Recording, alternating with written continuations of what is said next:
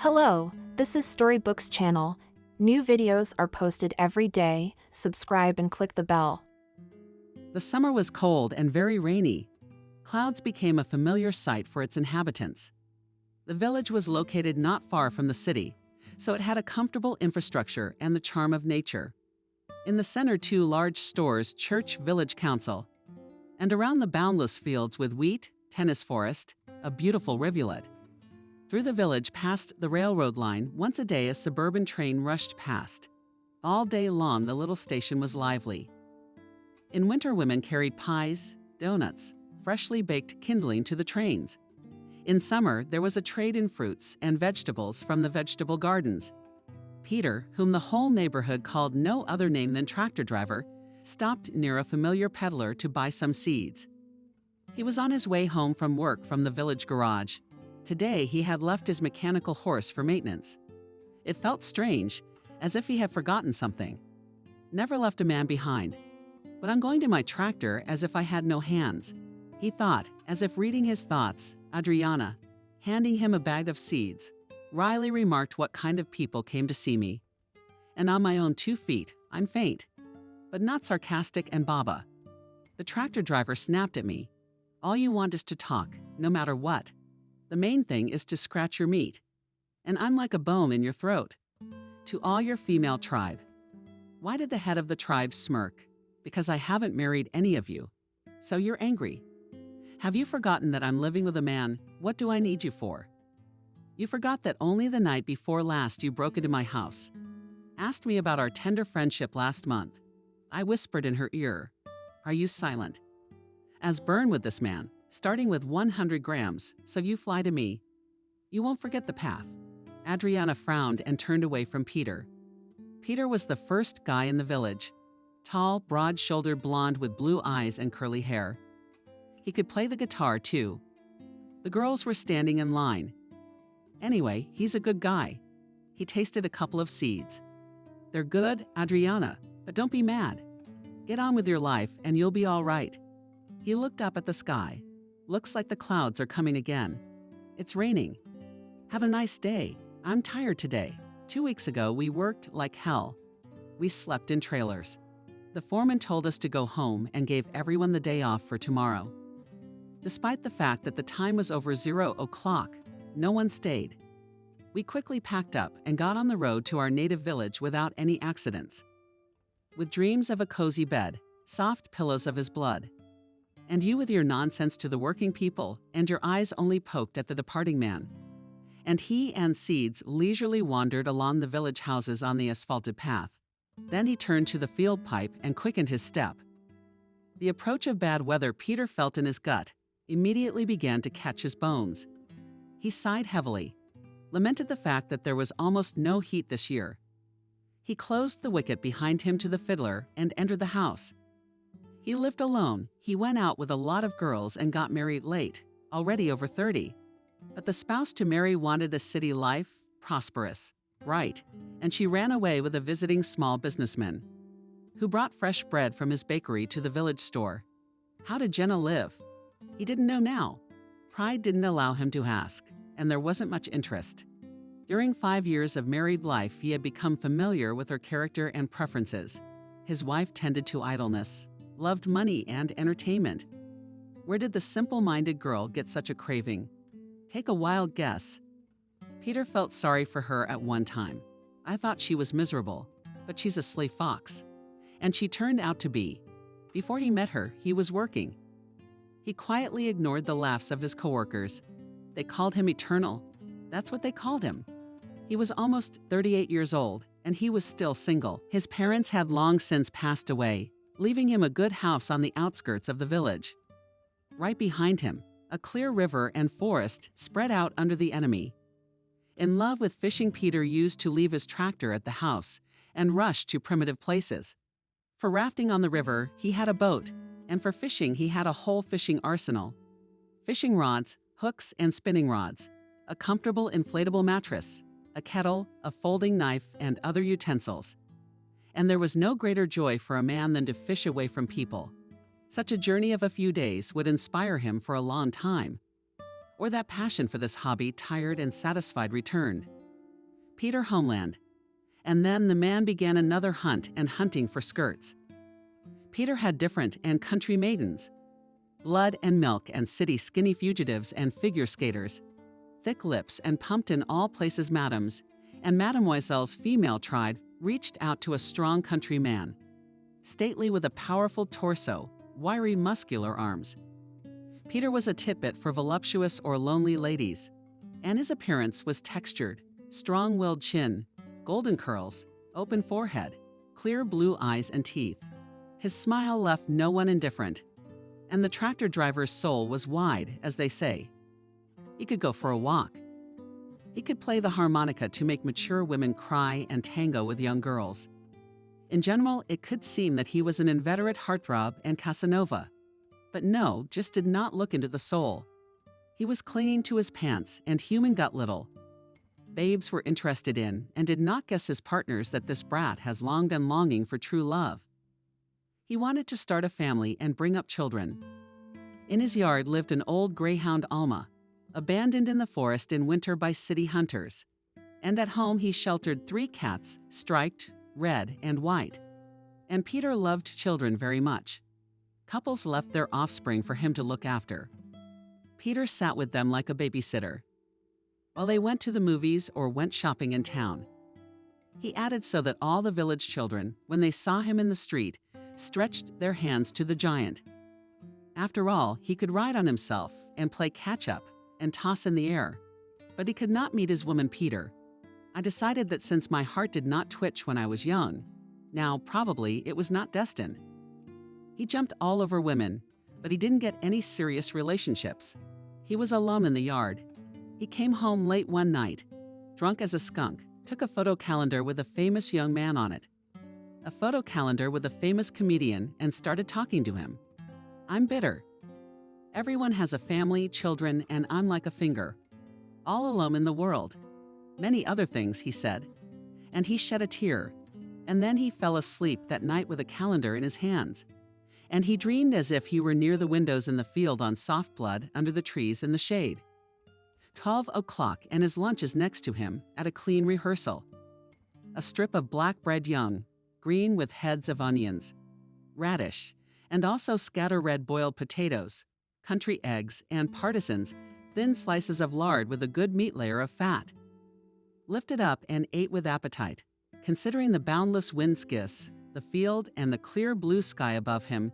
Next to him, tractor of his stand's engine shut off rests his breadwinner.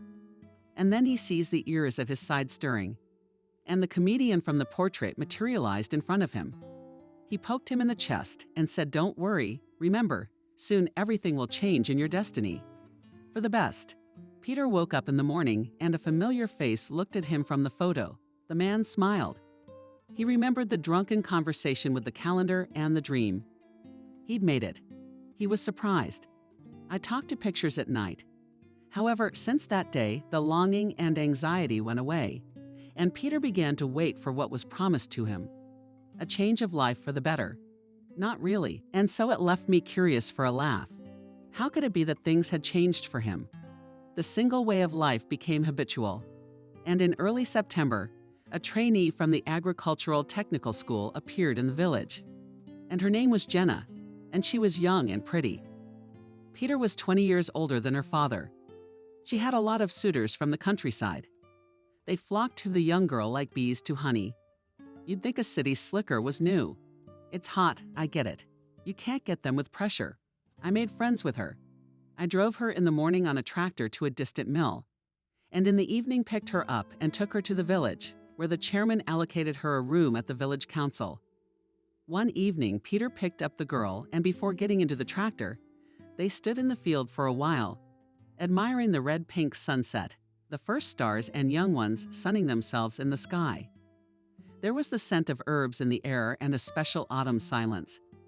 Soon the cold weather would come, the work in the fields would be over, and Jenna would have to leave for town. Peter looked at the girl without taking his eyes off her. Okay, I'm all pretty, smelling of hay and honey. The saucer's eyes were bright gray, looking at him trustingly, as if waiting for help. The whole atmosphere around them disposed to frankness, and told him Jenna that she got pregnant from the local suitor, and he left her in such a position.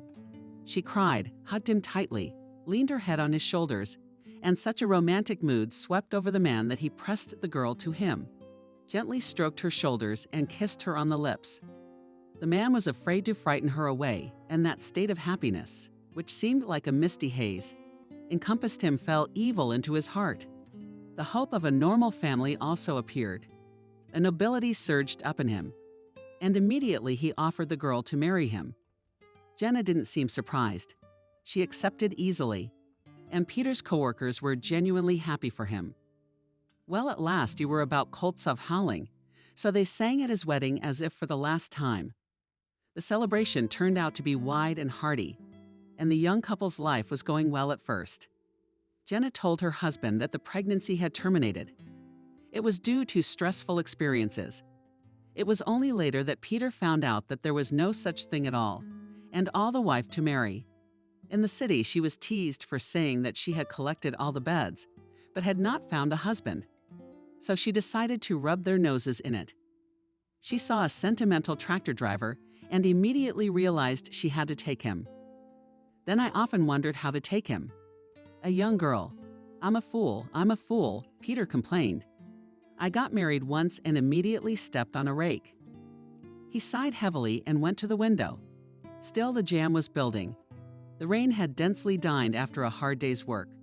Peter climbed under a warm blanket and fell soundly asleep. The overwork had not gone to waste, and even in the realm of morphia, Peter continued to drive his tractor.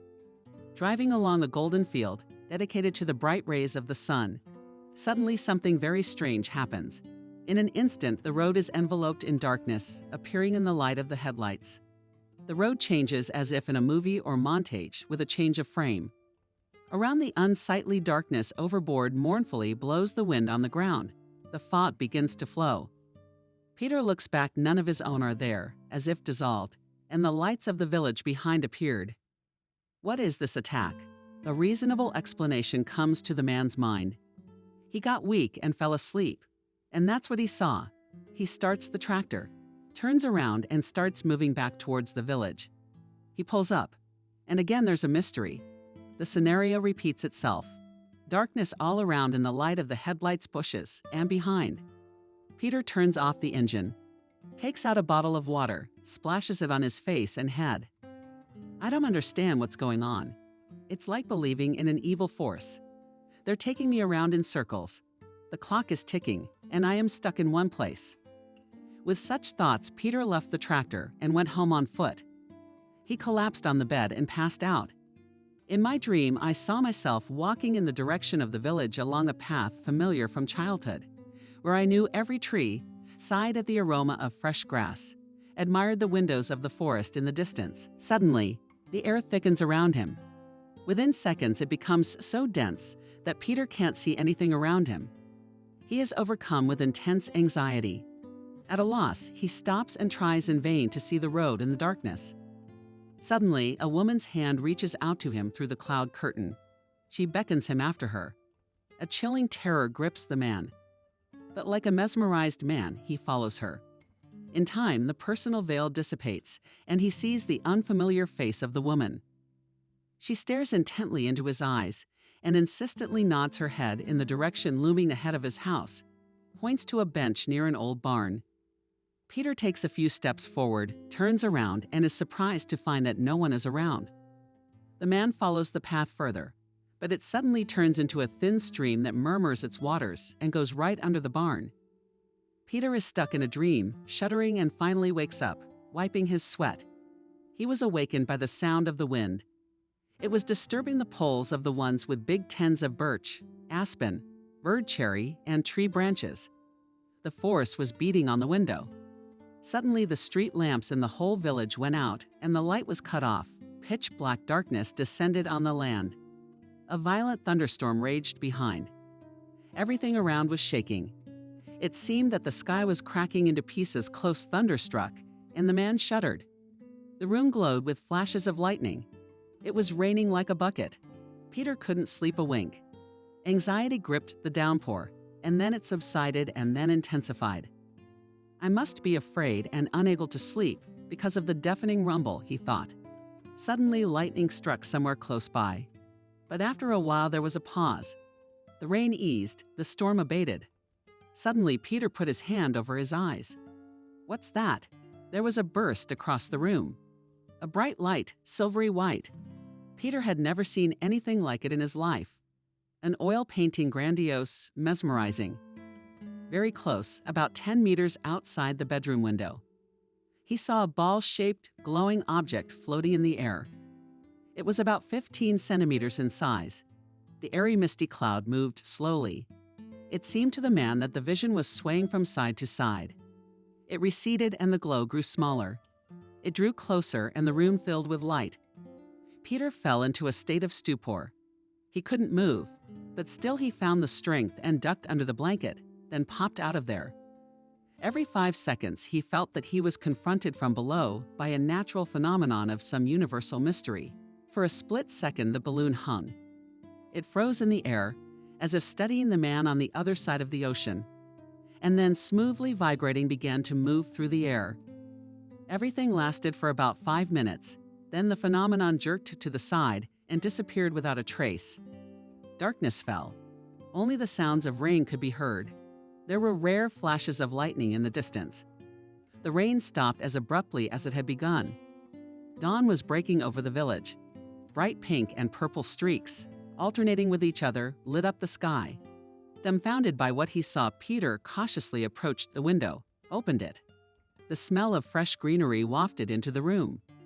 He went back to bed, put his hand under the pillow, and finally fell asleep. The next day, the man talked excitedly about the ball lightning. Now he was not afraid at all. Who are the men in the brigade? Oh, who laughed, not believing what you want, guys. It's raining this year, there's no salvation. They're slowing down the harvest. Tonight they promise rain again. That's what happened. It was after midnight when Peter went home from the fields. Suddenly the sky was ablaze with lightning, flashing in bizarrely zigzagging dashes of thunder. It seemed as if the entire universe wanted to fall into tatters. Then streams of water collapsed from the heavens, covering everything around with it. Peter shuddered a couple times at the wheel and then stopped. He was very tired and in a hurry to get home. Suddenly he shuddered. There was a movement nearby. Then he thought he saw a fireball in the distance. Peter stopped and realized his mistake. Only unseemly darkness loomed ahead. Lightning striking mine. A strange thunderstorm, he wondered. I haven't seen anything like it in a long time. It was an unsightly night. It seemed to him that he was the only witness to a powerful manifestation of natural forces. Peter stood on the side of the road for a few minutes. He was jerked out of his deep reverie by a movement on the road ahead. He looked closely. It was the figure of a woman coming toward him. When he saw her close, he realized that the tramp was performing a dance to the rain music that she understood. It was either her crying or moaning, or her thrusts and laughter, that reached the man. The sight was fantastic and eerie. I wish the rain would stop, he thought. For the second day, it's been dashing after me. Peter even rubbed his eyes. Was it just me? Meanwhile, the stranger continued to move through the downpour, ignoring the storm. Her body shuddered in a nervous, ritualistic dance. It was then that Peter noticed that the girl had a baby in her arms. The man jumped into the tractor, threw his work jacket over his head, immediately jumped off the ground and hurried toward her. Do you need to hide? Come to my place. The child will get sick, he shouted, trying to break the noise of the rain. Through the downpour, the man did not hear the young woman's reply. He held out his arms towards her. She handed him the little girl. Pitifully, she smiled and followed him. In the inn, he found a clean, large towel and wrapped it around the child well, always kept it ready for bathing in the river. And this year, he never had to. It was all the weather's fault. It was capricious. He looked at the baby in his arms. It was a girl, crying all the time, but very quietly. I guess her strength was wearing off.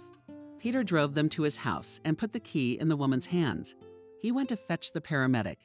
He realized that Peter had been wandering along the highway with her child for more than an hour. Though the rain was warm, it was very long. It was easy to get cold and simple. The downpour was still beating furiously on the tractor. Streams of water were flowing down the road. Peter picked up the pace. The way lay back to the field. There Helen, the village paramedic, was staying there today with her lover. Peter himself had seen the woman dive into his carriage since the evening. The tractor driver's fatigue was imposing and confusing his consciousness. He fought hard against sleep the whole way. When the man reached the place, physically he felt better. He jumped sharply out of the car and ran to the construction wagon at the edge of the field in an excited state. Peter didn't realize he was banging on the window with all his might. "Did you eat too many pancakes? It's night, and you're banging like crazy. I opened the tape. Come on, it's urgent. I picked up a woman and a child on the highway. The girl's a baby. I think she's sick. I'll get my bag and get dressed." "Wait," the paramedic commanded. Soon she was already sitting in the tractor next to Peter. He told her to hold on and gave her gas. "We'll be there soon," he said, glancing at the victorious woman. Back at home, Peter was at a loss for words. A drenched child lay on the bed, and the woman he had picked up was spinning around the room singing. Frowning, her eyebrows flew upward in surprise. But she was not confused. Rushed to examine the baby. First thing she did was to take off all her wet feathers. Peter took a soft towel out of the closet and half-handed it to her. She put her finger to the baby's back and put it to her lips. Her breathing was normal. After a few minutes, she stated, then wiped the baby, tangled it in the towel, and handed it to Peter. Pressed it to her chest, warmed the bottle. "Gotta find the grease mixture, too." She approached the girl, a skinny brunette with big black eyes, swaying from side to side. Her gaze froze. Helen waved her hand in front of her face. There was no reaction. The lady was definitely in shock. "Let's get the baby to a children's hospital, and the woman to a mental institution." Haladina pulled the purse hanging on the stranger's shoulder. Tanya resisted. Inside was a passport and a birth certificate. So one thing at least, the paramedic smiled nicely. In front of us, the child's mother Kelly and the girl Lisa in the column of the father empty-handed. "Okay, Peter, give the foreman a car. Ask. He's home now, but he's laying the other's breasts, and I'll stay here. We can't leave them alone to rest." When he left the house, there was light over the village. The earth was alive. Birds were singing. He was amazed at the change in nature. It was as if the elements that had raged during the night had not existed. The clouds graciously gave way to the rising sun, which put everything in its place. The long-awaited warm day was dawning. What did he have in store for him today? What surprise! He drove his car up to Peter's house. Peter got out Helen with a young girl, and her daughter settled in the cabin. Escorted them to the medical facility. On arrival, she said the girl was very lucky not to catch pneumonia. And the mother's psychotic. It takes a long time to be treated and then observed at the place of residence. Peter was worried about both. No one would let him see the girl, of course. The nurses on duty only reassured him. They said there was no danger to her health, but the head doctor said he could see Kelly, said it would be good for her. The sight of the asylum had a depressing effect on Peter. He was an optimist, and he didn't like to be depressed. But here he even became afraid of physically healthy people in the captivity of their psyche. While Kelly was being treated, he regularly brought her groceries. Soon she began to feel better, and the young woman was allowed to go for walks. At the hospital, there was a small yard with greenery. Immy neighbors ate next, and was still quite young, but made the area cozy. That's where they met. The girl was not much of a talker, but with time she became more open. One day, having chosen a bench in the back of the square, Kelly and Peter settled down next to each other. The girl raised her dark, velvet eyes to him. "I never remembered you, Peter. That day with the rain. But somehow I feel safe in your presence. Please listen to me." Peter nodded. "You know, I believe in letting you into the hidden corners of my soul. You will understand everything. You are a soulful man. I suffered a lot from my mother. She didn't want you to realize your dream. Yeah, she overreacted. She was born into a simple family. Lived in a quiet country town and a house on the outskirts of town. She was always dreaming of the first vivid memories that my mother shared with me, this kindergarten, and shrouded in a haze, romance, the personality of a music worker. The woman seemed like a girl wizard. Not of this world, She appeared once a week extravaganza in an airy outfit with a light gas scarf that accomplished the image of high-heeled shoes. They looked crystal in a child's eyes. Even the educator's name sounded some kind of ethereal music, Angelina. Wendy's mom's throat covered when she opened the lid of the piano and a fairy tale was born. It was astonishing to the ear. Sounds emerged beneath her light hand movements and filled the space. Air castles appeared in the girl's imagination. Mythical characters survived there. It is not surprising that the impressionable Wendy began to dream of playing a musical instrument, but this desire remained buried in her dreams. Soon my grandfather died. My grandmother withdrew into her grief. She worked at the factory to support herself, and my mother kept a vegetable garden, rabbits, chickens. She also sewed to order. Nights became Mom's childhood no fun. She grew up inconspicuous, shy, insecure, and all the time longed for music. After graduating from school, immediately went to work at the factory to her mother. 5 years of perfect labor passed and the unbelievable happened. Wendy was sent from the enterprise to study at the institute. It was located in a large city. There she found herself for the first time in her life. Of course, it captivated her imagination. The ancient architecture of former merchant houses in the center, powerful streets, cathedrals gilded with domes, shadows, and alleys planted with spruce and birch trees, and the gift of fate. The building of the institute was opposite the conservatory. The sweet voices of wind instruments, harp, flute, saxophone, and piano carried from the open windows into the fall square. After class, Wendy loved to sit on the bench and listen to the music. That's how she immersed herself in her dream. The years flew by. Mom finished her studies, got her diploma. She returned to her home harbor. She was transferred to work in the laboratory and was again rewarded for her hard work. Now she was given a voucher to a sanatorium. At the resort, the girl was lucky to touch the captivating world of music again. Every evening in the assembly hall of the sanatorium, young pianist gave concerts for vacationers. He seemed to Luba then the ideal man, real knight. Undoubtedly, he noticed the girl with adoration, looking at him. The musician was bribed by this, and he approached her and got acquainted. His name was Tom. It is clear that the mother became his most devoted fan and admirers of his talent. Tom for this allowed after concerts to walk with him to his house. And soon Wendy became like a shadow everywhere to accompany his idol. However, the vacation came to an end. She returned home. There the girl terribly longed for her pianist, then and began to write him letters. They remained unanswered. But one day, returning from work, she saw the adored genius near her house. He had arrived. It was the happiest moment in Mom's life. Grandmother did not share her joy, and the same day in the evening at dinner, directly in the forehead, asked the guest about the purpose of his appearance. The intelligent musician did not give an answer. But soon Tom gallantly added on one knee and giving Luba a silver ring asked for her hand. The girl could not believe her happiness. In the rapture she became dizzy. From the overflow of higher feelings, she cried. Soon the bride and groom signed and played a modest wedding. Tom began to work in the Palace of Culture. He liked to tell his provincial colleagues about his great talent, emphasizing what unique hands he had, what graceful long fingers. Meanwhile, my mother became pregnant with me with delight. She shared this glad tidings with her husband, but he did not share it. The young woman was instructed by him to go for an abortion. She cried all night. She fell asleep just before dawn, resigned to her husband's decision. In the morning, he was blown away. All that was left was a scanty note. Yes, yes, she ran away from such a life in a backwater, where there's no place to realize her genius. This is not what I dreamed of. Goodbye. After reading the message, my mother fainted. She and I never heard from that man again. Physically, however, Wendy was strong and soon recovered from the emotional shock. She gave birth on time and without complications.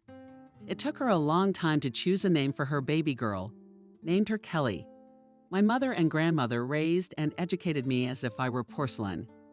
The accent was on my hand, which they carefully guarded from the houses, nurturing my father's talent in me. I couldn't play in the sandbox, pick up snow to make snowballs. I wasn't allowed to wash dishes, do laundry, cook meals. And from an early age, I was put in music school. Grandmother, yielding to the persuasions of my mother, handed over all her savings to buy an instrument. The piano was installed in a prominent place in the hall by the window. Mom carefully dusted it every day. She was carried away in her thoughts. Her daughter would fulfill her dream. It would be happiness. The musical accompaniment would accompany her whole life. It would be by all means at all costs. In public school, from the first day I was exempt from all labor duties, cleaning classrooms, sabotniks, and the like. Immediately after lessons I took home, changed one briefcase for another, and went to the museum. The fact that no one asked my opinion and desire, I got used to it. But the wild thing was that in the class together with me there were girls and boys who also received musical education. But they led normal lives. They had childhood, walks, splinters on their hands, fingers frozen in the cold. My mom wouldn't let me do anything, obsessed with her dream. I couldn't even participate in the school theater. She thought it was unworthy of her daughter's talent. So I became an outcast, forced to ignore my peers. I was disliked by my childhood group for the same reason I never had any friends. I grew up surrounded by sheet music, violin clefs, gams, adagio, and solfeggio. As a teenager, my classmates openly laughed at me. I tried to break out of the vicious circle by proving to my mom that I dreamed of something of my own and didn't want to do music, but she ignored all my needs. Her plans were only to continue her musical education. And then I started to have psychological problems. I didn't talk much, and soon I became completely withdrawn. And after the death of my grandmother, left alone with my mother and her tyranny, I found lapses in memory. And most likely, I'm a somnambulist. I started waking up in different places, even though I was in my own bed. One early morning, I was horrified to see the piano smashed to pieces. Unconsciously, I took revenge on the instrument for years of willfulness. I don't know what my mother would have done to me at that moment if I hadn't run away. I left my music school graduation certificate on the piano with a note, "Mom, is your dream come true? This document is rightfully yours. I'll go to technical school." In the city, I quietly studied there for 3 years, choosing to grow up. I dare to major in construction here. See what kind of hands I have. Masochists are to never sit at the piano again. All this time, I had no contact with my mom. Even when I got married, I didn't give her my address. I was afraid of the reproaches of mental oppression. True, I wrote letters to her regularly. After graduating from technical school, I left with my fiancé to his hometown. There she married him, gave birth to Lisa. But the psychological problems remained. At the beginning of my married life, everything seemed to disappear, and then pregnancy, childbirth, and everything escalated. My husband discovered I was walking around at night. He left us. He wouldn't even give up our daughter. Wouldn't let me write him down as the father. Said he didn't want crazy people in his family. What can I say? He finished me off with my daughter. I worked nights as a plasterer, beating her in the stroller, swinging her leg beside me. What can you do? We have to live somehow. It's been like that for almost 6 months. I decided to return to my native land. We were robbed on the road, thrown on the side of the road. That's where you picked me up. Thank you, you saved me. Who knows what would have happened to us if it hadn't been for you? Probably dead. And now I've been examined here and found to have a neurological disease. Rare and frightening. So I'm forced to plead with you. I need to keep Lisa out of an orphanage. I need you to find my mother. I can't see her. But Wendy, I'll write down the address. I'm afraid she'll want to ruin her granddaughter like she ruined me in favor of empty dreams. But I have nowhere to go. Will you help? Of course, Kelly answered the man. I feel responsible for the people found in the rain. He returned to Lviv. In deep thought, he went to the Brokas, but took a few days at his own expense. He didn't want to let the foreman go. He had a lot of work to do, but he gave in. The man asked for a long shake in the train, and then in the bus, finally arrived in his native town Ol. He found Lubov Nevzhin's house not at once. Streets, winding, neglected on the outskirts. Opened him a gray-haired woman. Eyes big as a saucer, black look, sad, trim, modestly dressed. Peter said hello and told her what had brought him to her. Wendy acted and staggered back. I never thought Helen would call me. Yes, you come through. Nevasian sat the guest at the table, gave him a hearty tea face, moved closer, eating strawberries, jam, and honey on a plate with sliced fresh loaf.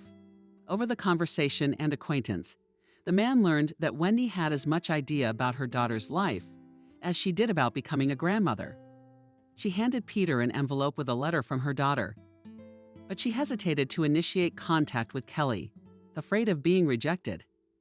Now, through the story of the stranger who became her own, she realized how much damage she had done to her own family with her violence, and that only by choice. People should choose their own affairs, professions, and hobbies. How did Kelly get away from me? She told Peter. So the country collapsed in an instant. The factory was closed, bankrupt. It was a tragic time. I was left without a job. I survived by selling household utensils from home, dishes, sets, crystal. My own vegetable garden, of course, helped me grow potatoes and vegetables. And here I was walking from the bazaar, thinking that I could buy dinner with the proceeds. It started to rain. I ran into the entrance of the first house, and in the darkness ran into someone, frightened, turned on the flashlight. And in front of me, the girl Zareknaya told me that she hid here from the bad weather. I was upset. I invited her to warm herself. We got to know each other. It turned out that she had come from the village to study here, and they didn't give her a dormitory. In search of shelter, she got lost in a town she didn't know very well. I thought about it and rented Tatiana a room. Helen's daughter was empty anyway, so I got an apartment, which modestly paid for accommodation, but brought village lard, milk, sour cream to the house.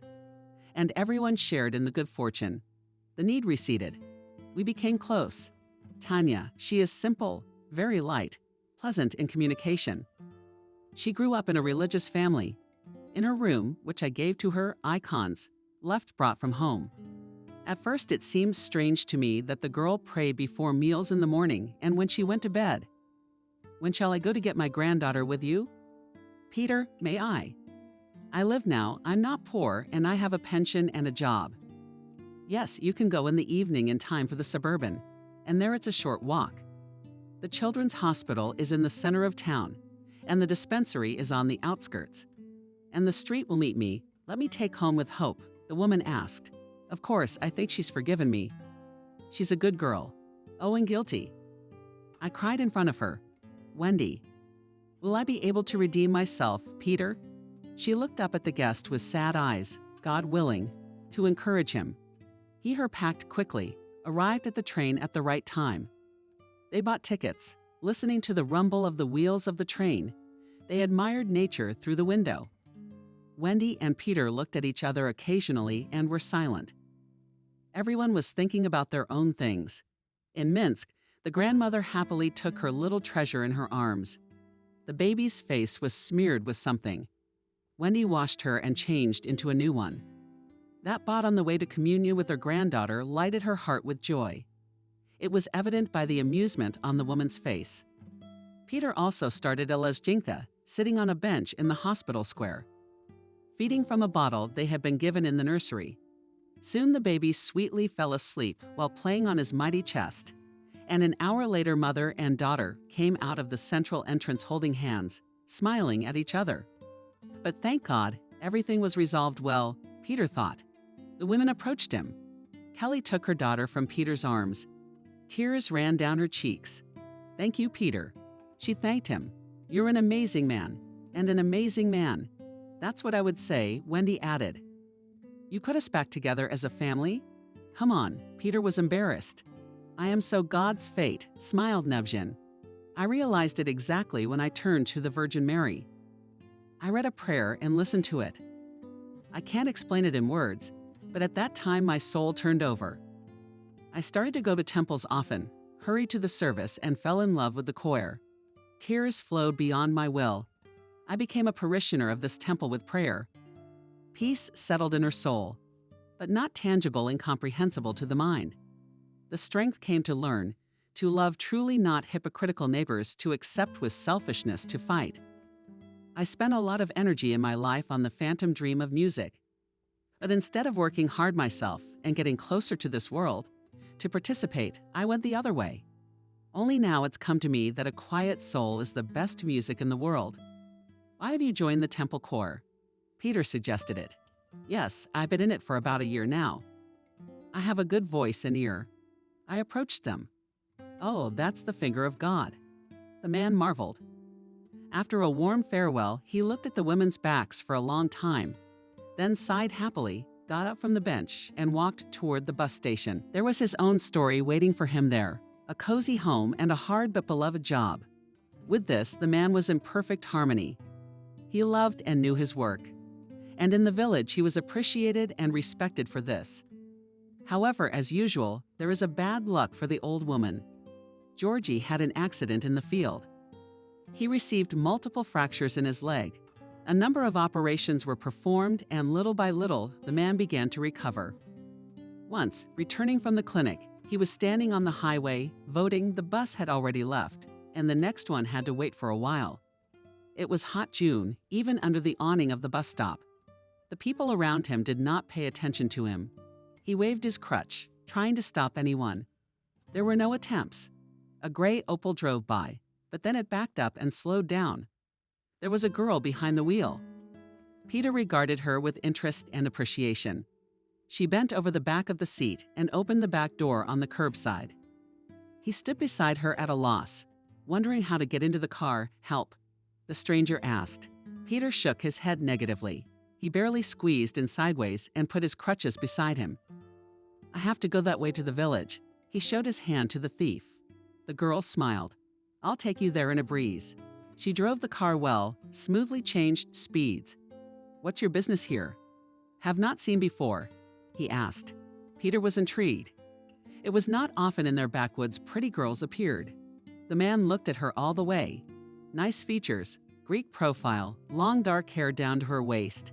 She turned in green eyes for a moment. A flicker of slyness. Where are you going? She asked again. Her voice was low and husky, quite pleasant and mesmerizing. He showed me where to go, explained where his house was. Parked the car at the gate. The girl got out, walked around it, and helped Peter out of there. Took his crutches and gave him a hand. He climbed out, thanked her. Peter opened the wicket and beckoned her to follow him. Didn't hesitate to have a nice cup of tea. With me it will be by the way, I won't refuse. Peter got around the house better than he did on the street. Adapted to the kettle for 6 months. Arranged vases of candy and jam on the table. Thinly sliced a fresh loaf of bread that he had bought in town. The girl sat opposite, and he was able to get a better look at her thin face with correct features, open forehead, sobianin, and eyebrows. Slightly slanted eyes with long lashes, plump lips, accurate chin. Figure. The stranger had a frail neck and long arms. What's your name with the visitor? If it weren't for you, it certainly would be now. From the heat and the pain. Lisa, but to drink tea or juice, it's delicious. On rags. The girl drank with pleasure and went to the yard of the barn, sat there on a bench. Peter cleared the table and went out after her. Percy came and stood beside her. Lisa leaned back against the wall, closed her eyes. She had a detached look. She didn't wake up right away. Coming out of the book, she smiled. Can I sit here?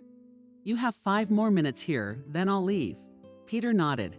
Only I'll go into the house. I'm tired of Lezginka. Go. Peter went into the bedroom and lay down. Immediately fell asleep, not hearing the sounds of the engine and the cars driving away. And nice girl's man after, and did not remember. The meeting was accidental, so he was surprised when she appeared near his house again. Peter heard the rumble of a car, saw Lisa through the window. She came into the yard.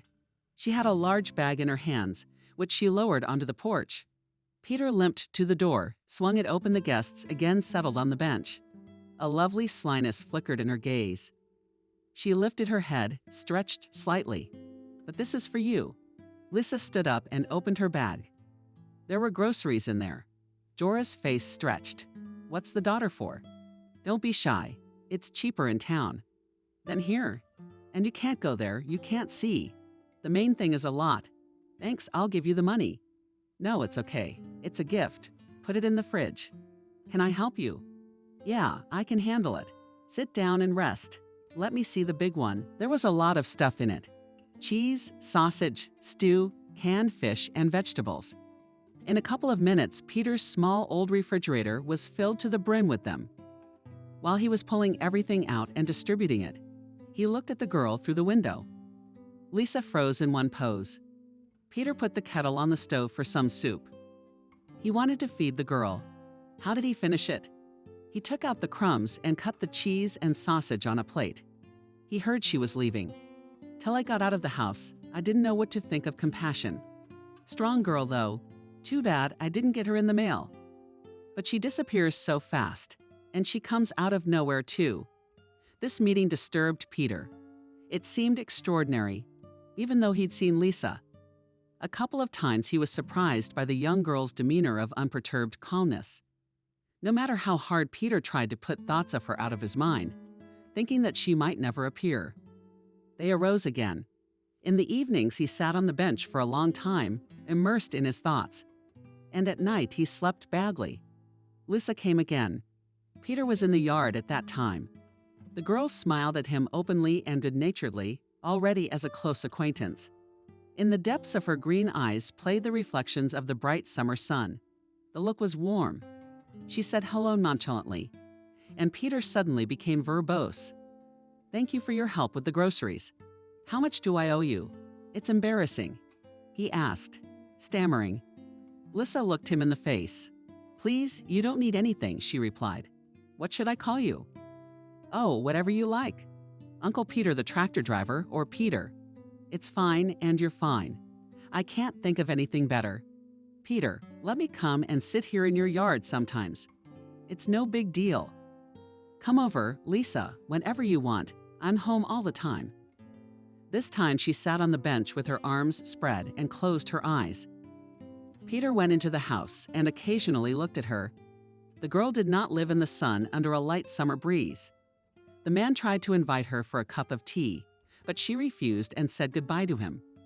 For more than a week, the girl did not appear, and Peter caught himself thinking that he missed Lisa. When she arrived, he couldn't hide the joy on his face. The first thing Lisa asked him was how he was feeling. She inquired about your sore leg.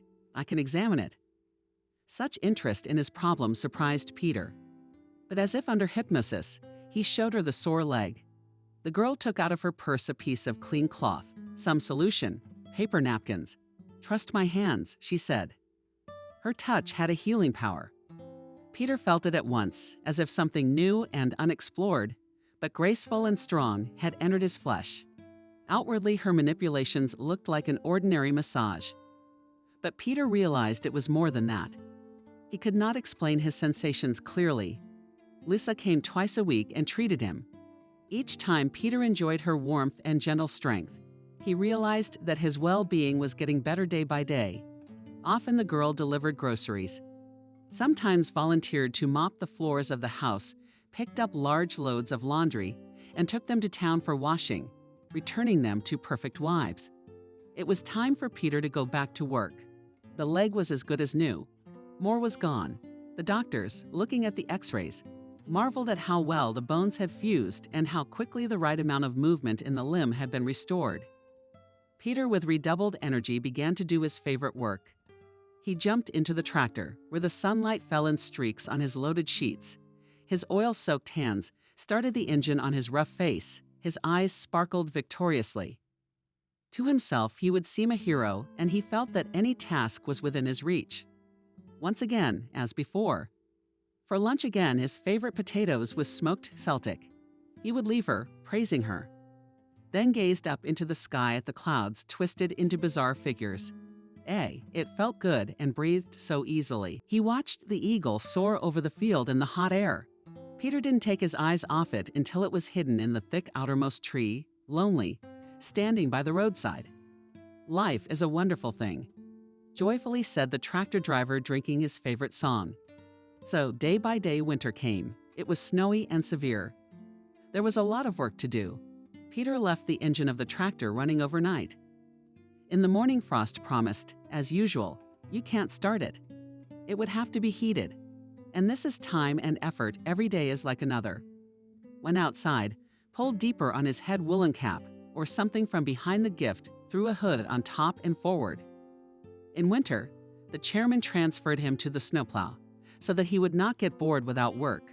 Tomorrow we will have to clear the road to the neighboring village. Snowfalls in this winter were not less than the rains in the past summer and fall. That's why Peter did not get out of the cabin for days and days, sometimes finishing late at night. And at 4 o'clock the phone cackled. "Come on, Peter, save the day. Neighbors swamped or something else." Peter, swearing profusely, rushed to help. It happened to pull out cars from snowdrifts. There were times when he had to dig out the road to villages. People locked in the snowy captivity became harsh and stingy. Without auto shops and a letter carrier, they lived the worst of all for the sick. The paramedic could only get there on skis. Ambulance rejected and calls, because anyway not to reach, and there is no one. The medical center was closed after optimization. So just yesterday, he went to shovel the white captivity from the snow. Got in his eyes.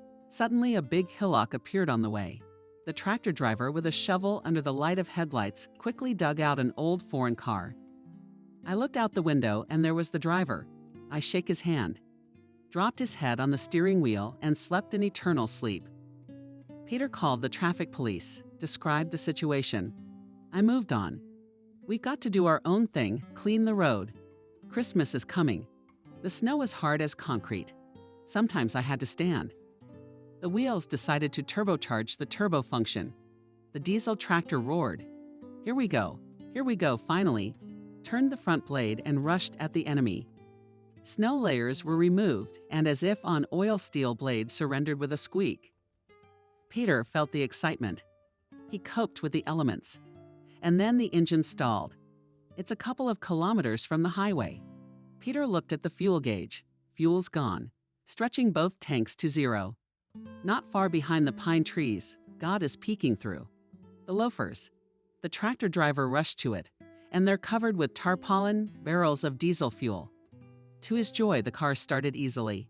He drove up to the tractor, pumped the fuel with an electric pump, cleaned his black hands with snow, wiped the rest of the dirt with a rag, and plowed all night like Papa Carlo. In the morning buses, private cars and trucks should go along the highway. Yes, I wanted to rest, but the sowing season was ahead. As they say, the day feeds the year. We have to work on all fields, and there are only a few tractor drivers. But every year the rooks start to walk the field with an important look. The main business of his life begins. The sun warms the soil and a wide ruler descends. And so it goes. Didn't have time to get into the house, to brush the snow off his shoes, and there's the familiar noise of the rider's engine. Lisa, despite the fatigue of the madly at once to meet Lisa, opened Peter in the New Year's Eve, when the city was preparing for the holiday, and people hurried to buy provisions and gifts in supermarkets, and at bus stops jostled in lines. The city was drowning in bustle. Life was bustling. She picked up groceries in her store. She had worked there for a long time. It was possible to buy on account of her salary. She bought Peter a warm scarf and went home. By evening, she planned to go to Olkan. It had snowed so much the day before that she couldn't dig out her horse. She put it off for later. Now she was in a dilemma whether to wait for the bus or to walk home. While she was thinking, a car parked nearby, and she got in the back. She didn't think about the fact that the cab was in the wrong place. Why next to the sidewalk and not at the bus stop? "Where are we going?" he asked. The cab started easily and drove leisurely along the avenue. Retro songs were playing on the radio. The driver was silent. Suddenly, though, he asked, curious, "You work? That's a strange question." She responded. However, the interlocutor did not lag behind. "Come on. There are a lot of young people out of work these days. You're interestingly married." "I'm sorry," and after a pause. "But you're not one of those gloomy depressives. Your eyes are shining. They're beautiful. Are you looking at me? Relax, I'm a grown man. I know what it's like to be with a girl, not a couple. It's just that time flies faster and more pleasant when we talk." The driver looked at her in the mirror and drove on in silence, for which Lisa was very grateful. the snow-covered city flashed outside the window. Different colored lights were dressing up the shop windows. There was a light frost outside, and the car was warm and cozy. The girl's eyes began to slip shut. She woke up to a sudden breaking. The cab driver turned to her wide cheekbones and face and smiled full mouth. Maybe a cell phone, or some money, or a license plate. Lisa laughed, holding out the bills to him. "Happy New Year."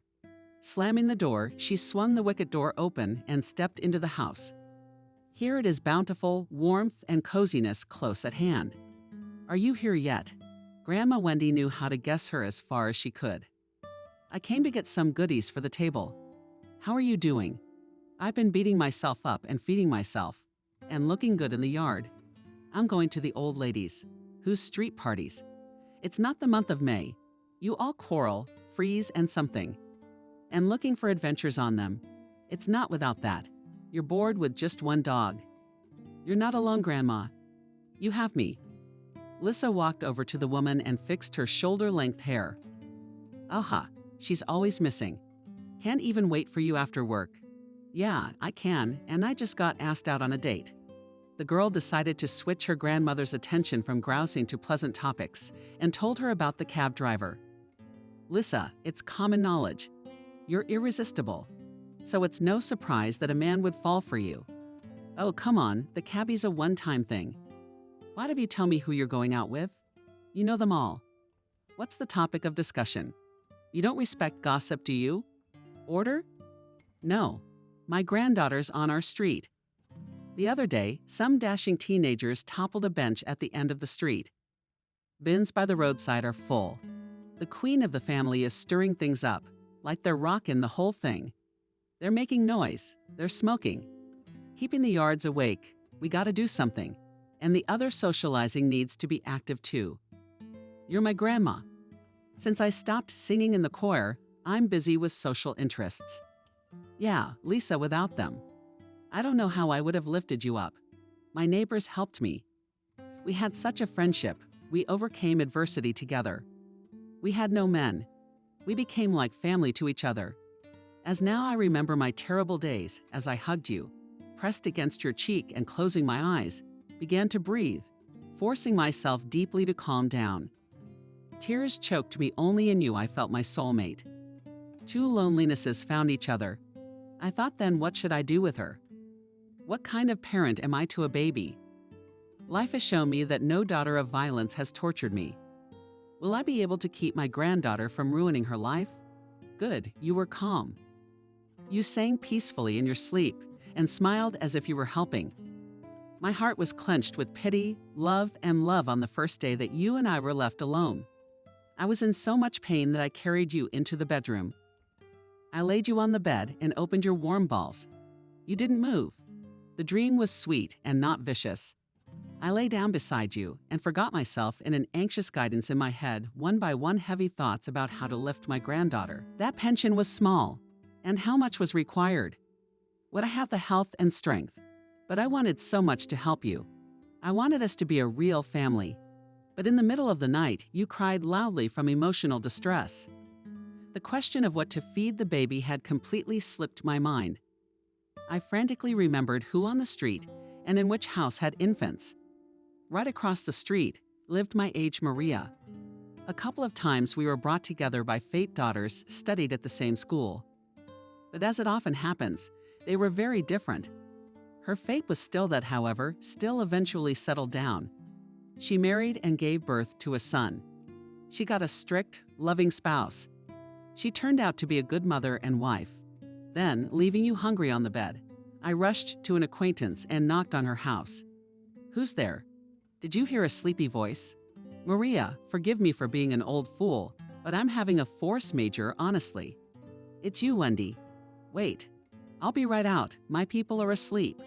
In a couple of minutes, Maria was listening to me. "Oh, what grief forbid, she. Let's go to your place. I have experience with babies.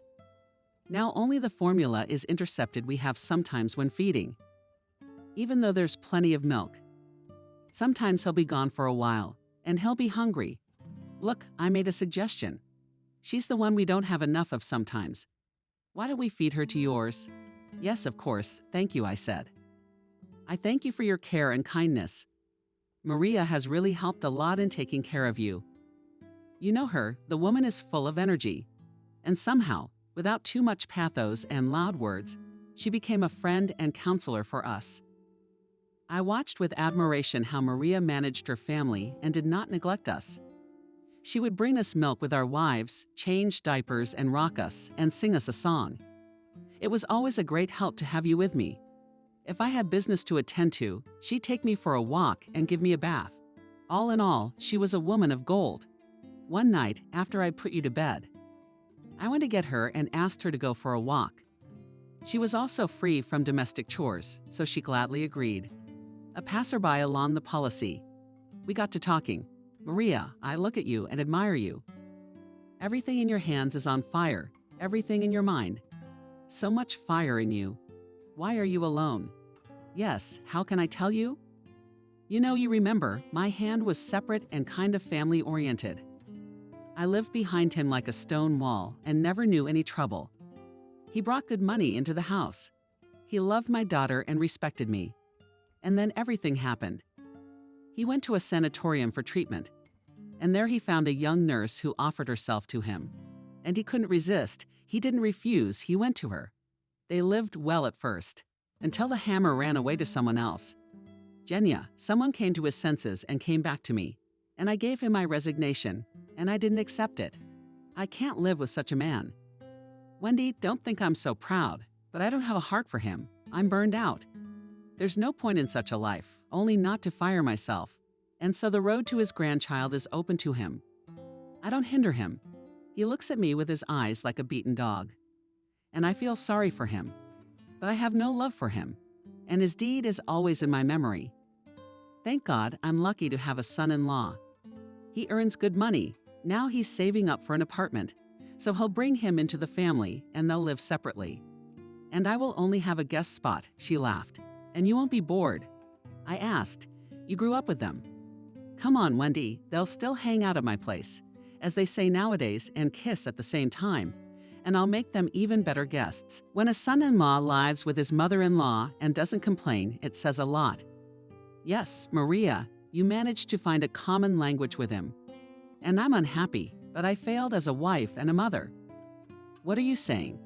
I saw everything. I saw it all happen. We weren't friends, but we lived next door to each other. You can't hide a thing in a bag. You were a good, faithful, and kind wife to yours. Kelly in your teeth. And that she left, that was her choice when she was young. But she came back, forgave you. It's hard to say. Character is a big part of it. And you're not Russian. God himself will help, and I won't leave you. And now you have a granddaughter growing up. She'll squeak and we'll raise a girl. As they say, no matter what steps a cow is sent to, and the phone is still our litter. Thank you, Maria, on a good word. You're 100 times right. My soul has really come to life. At least someone needs my affection, my care, my love. It makes my heart melt and gives me hope. God willing, Lisa will do well in her life. So with our friendship, we outwitted the evil fate of our grandchild. We had and common joys, and wonderful holidays and attention, and care for each other. When you entered school age, God brought us another woman. She had moved to our street from the high-rise buildings. Her health was not good. Her joints were all aching, because in her younger years, when she was born, her first husband was drunk and beat her and drove her out into the street in the cold. She endured until once in the bitter cold, did not get a lifetime of arthritis, and was not infertile. Then the same drunken husband accused her of having no children. This woman did not bear it, left him, and went nowhere, wandering from apartment to apartment. However, she remarried for great love. Got work in a railroad depot. One machinist caught the eye of an old, tall widower, who saw only his visible beauty and fell in love. The young people had a real deep feeling for each other. They were so good together that every matter seemed to be on their shoulders and all hardships were surmountable. Fully opening life for each other, they valued every moment spent together. Pardon me for being flat, but this is also important in family life. Although each of them had physical experience of intimacy, it was nothing compared to their intimacy. Even the mental image of their partner evoked such desire that the air seemed to heat up around them. Both considered this meeting a gift from heaven. In order not to lose this fairy tale, they got married. Domesticity did not destroy the idyll. On the contrary, the relationship brought them even closer together. In everything they managed to find a compromise and do not quarrel over nothing. And what did he find in this dosha? People were talking, but he knows his own and almost carries her in his arms. She was persuaded to leave the hard work, and she entered the institute in absentia to become a teacher of junior high school and until her retirement. She worked at the school. She was well regarded by her superiors, and the parents of students approved of her work. But how not to praise her? Vanessa, attentive, kind, though strict woman, could find an approach to each pupil. See something special in him or her. Good aim to study, help, and guide to the path of truth. Of course, there were envious people who slandered her and made her look bad in front of the director. Her initiative and responsibility irritated many people. People didn't want to work. They were being treated, and the desire to fulfill her duties was regarded as drunkenness and insolence. Vanessa stood her ground. She kept her reputation. No one managed to smear her. She'd still be working after retirement. Except for the joints. Wouldn't let her do it. She used to live in the center on the 5th floor in a well-appointed 2-room apartment. Then a woman was left behind. Her husband died alone. After thinking about it, she decided to move into the house to make it easier to go out. She wanted a change of scenery. He was very sad. She exchanged the house with an extra payment and settled here. We noticed the new one at once during our evening promenades around the neighborhood and took her under our guardianship. We explained to her what the local prices were, how and where it was better to pay off the utility bills, in what stores products are edible, inexpensive, fresh, how to get to the local polyclinic. Vanessa was grateful to us and immediately offered her help to tutor children and grandchildren, math, Russian literature. We were very happy with this offer. Especially, I have never been strong in the sciences, although I have received an education. That's how we became friends. We 3 pensioners are intertwined by our difficult female destinies. We are together everywhere, both in business and on vacation. While I'm with Maria at the window in Vanessa's apartment, she is watching the dinner, watching the children, and checking lessons. So we brought the young people to the point of intelligence. And how we went on vacation together? Remember, we only had Maria with a car and a license. Here she drove, and the rest of us were passengers in their company, and traveled around the monastery inhabitants, had picnics in cozy forest glades, enjoyed fishing. In summer, escaping from the heat, we took a season ticket to the swimming pool and went there 3 times a week. I remember, of course, that's childhood. Are you incorrigible activists? Lissa marveled, but you've told me all this 10 times already. And though it's interesting, I'm gonna run. Have a good one. At least you'll be back by Christmas, because I'm with you on this holiday. Lissa dug out of the snow of his car and drove Peter nestled against his big and hot chest. The man stroked her silky hair. You see, I was foolish young then in the movies. Ran 2 winter was cold. I was wearing a leopard coat and a knitted cap, and I was running through a snowy square. Hurry up and go to the theater. The movie will be interesting. I sat down comfortably, and next to him he was looking at me in a cadet's uniform, and there was laughter in his eyes. And everything swirled in my memory, except for his face. There was nothing. The plot of the movie, and I do not remember the Admiral only from the thought of him sitting next to me. It became more important than what's on the screen. What's your name? He asked boldly after the screening. Lissa, let's go to the cafeteria for a snack. We'll talk about the movie, the stranger suggested. Yeah, you're wrong. All I could talk about was the title of the movie. We wandered the streets for a long time. He told about the service, about the fact that he came for a vacation, and tomorrow he will leave. It's a shame that he came to this movie theater on the last night. If they'd met earlier, things would have been different behind her eyes. Then I would have proposed to you and you would have become my bride. Nick teased. A proposal in the first few hours of dating. That makes sense to me. What does? That you and I are halves who should be one. You know what I mean? in body and soul. I'm leaving tomorrow. Come to the train. I'll be waiting. Of course, I'm your soulmate at home. I couldn't stand it. I told the whole story to my grandmother. I kept saying, "It's an extraordinary meeting. Lissa, have you seen off any suitors in the army? You write him letters, and there's another one." I listened to myself. It was unbearably good, pitiful, painful, and sweet to see Nick off. As promised, I came and told him I'd given my word to another. I was waiting for him. He looked at me in a way you can't tell. In his eyes, I read Wendy, sadness, and disappointment. Then I ran after the train for a long time and cried. Wet snow, driven by a strong wind, whipped my cheeks, as if exacting revenge for the betrayal I had committed, destroying true love. And then I fell seriously and permanently ill. My grandmother was the only thing that saved me. But I have a gift for getting people out of sickness. I don't know how I do it. I cured people from the inside, but I couldn't rid myself of mental illnesses. I saw Nick again. 5 years after the breakup, not a day went by without thinking about him. With the guy, which I in good conscience waited, we parted. It's not for nothing, they say you can't make love by force. He sensed my aloofness and coldness. He realized it and withdrew. I went to work at the store, cooked and cleaned, as if it had always been like that. But that day, lifting my eyes from the cash register, I saw an attractive man walk in who resembled someone. I could not calculate the customer, scrutinizing the face of the guest. Did you fall asleep or what? I was indignant. No, I wasn't asleep.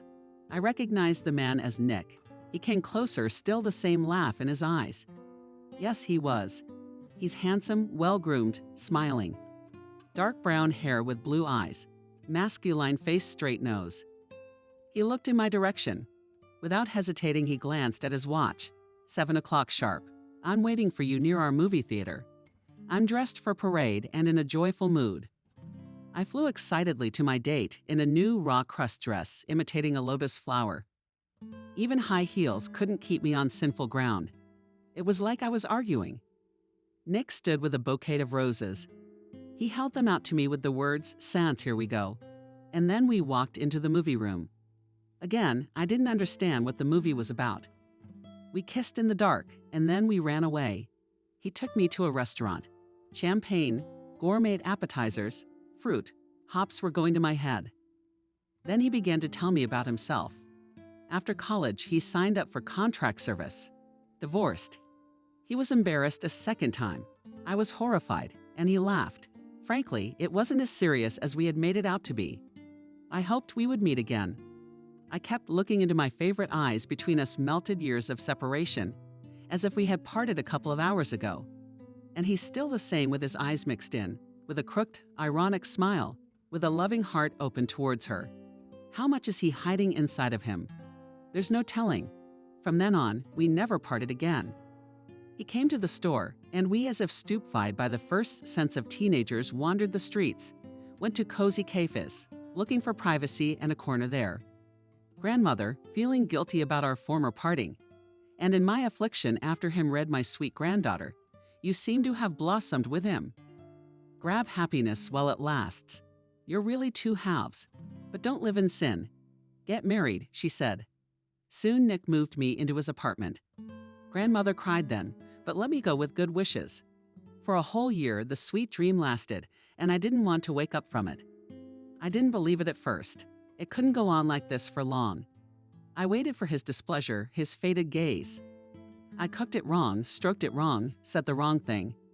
But he just laughed and held me tight in his arms. He'd cook, do our laundry, iron our clothes.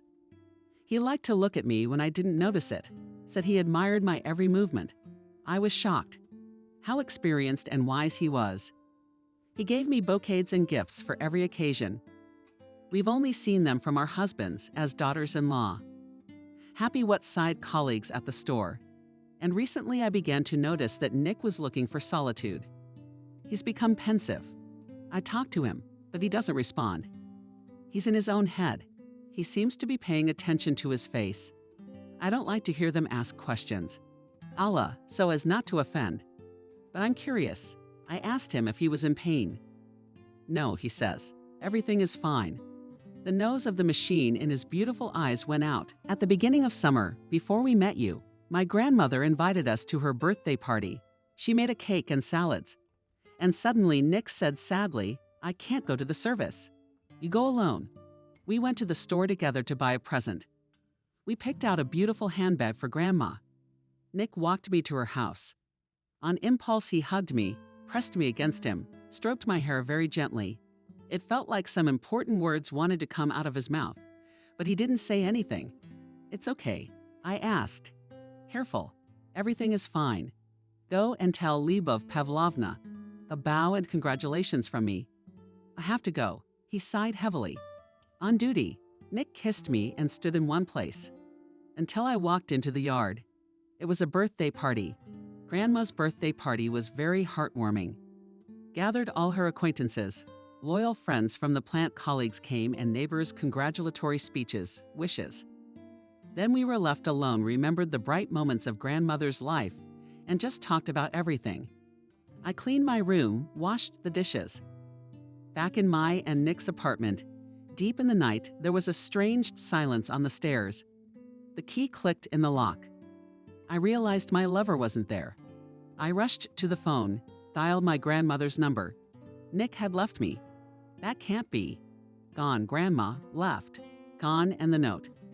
No, only the money on the table in a neat stack. The landlady's this month.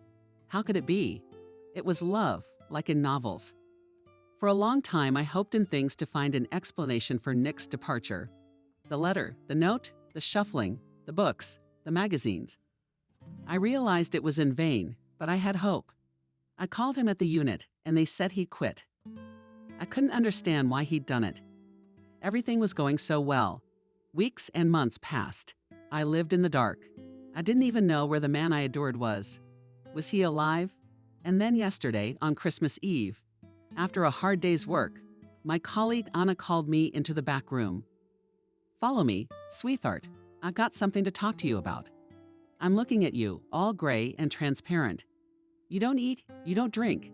Your face is blank. I recognized him when he came in here, didn't I? You're Nick." And then I watched from one side. We're his ex-wife. My other classmate went to school in the same village. He's been courting her since she was young. Since high school, you look alike. He got married for the first time in the army. He went AWOL and got a girl pregnant. So he wrote that he had to get married, Nancy. Then he left her.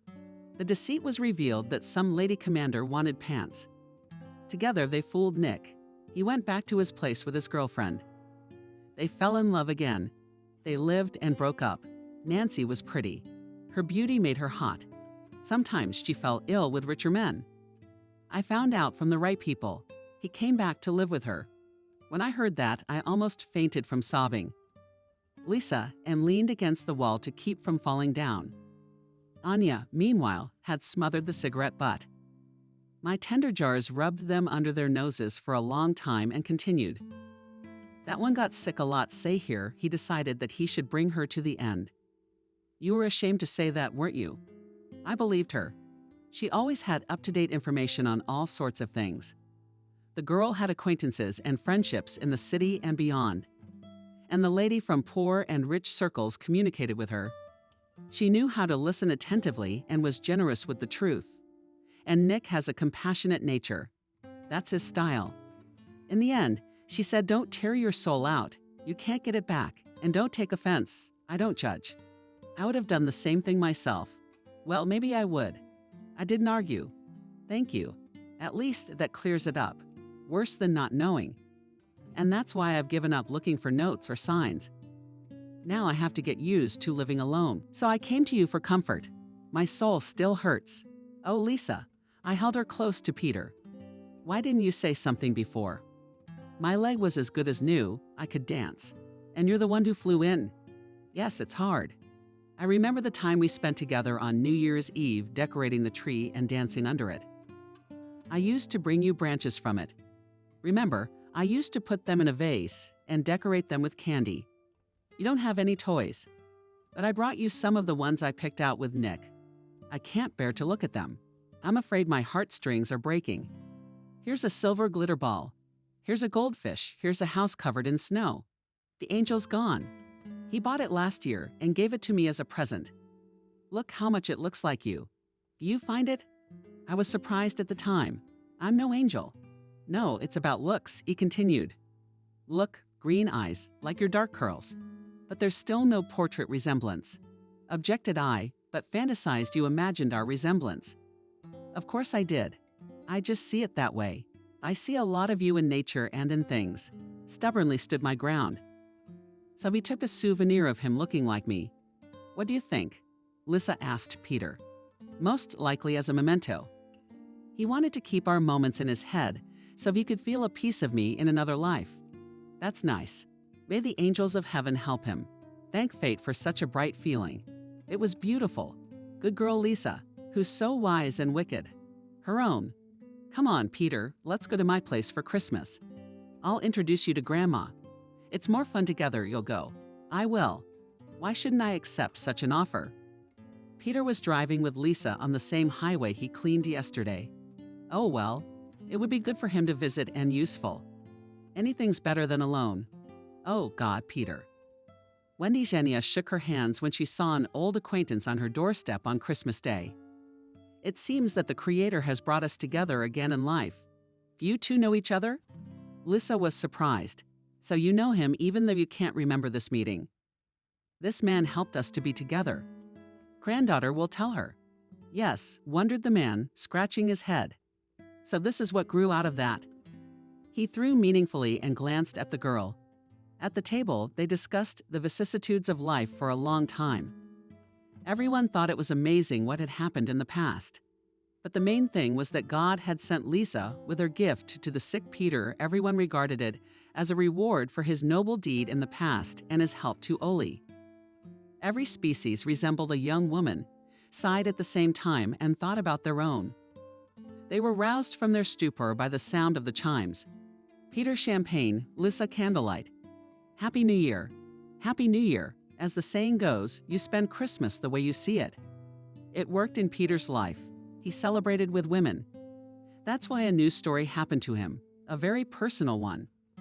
In life, you don't get anything with this love thing. Out of the blue, it showed itself to Peter.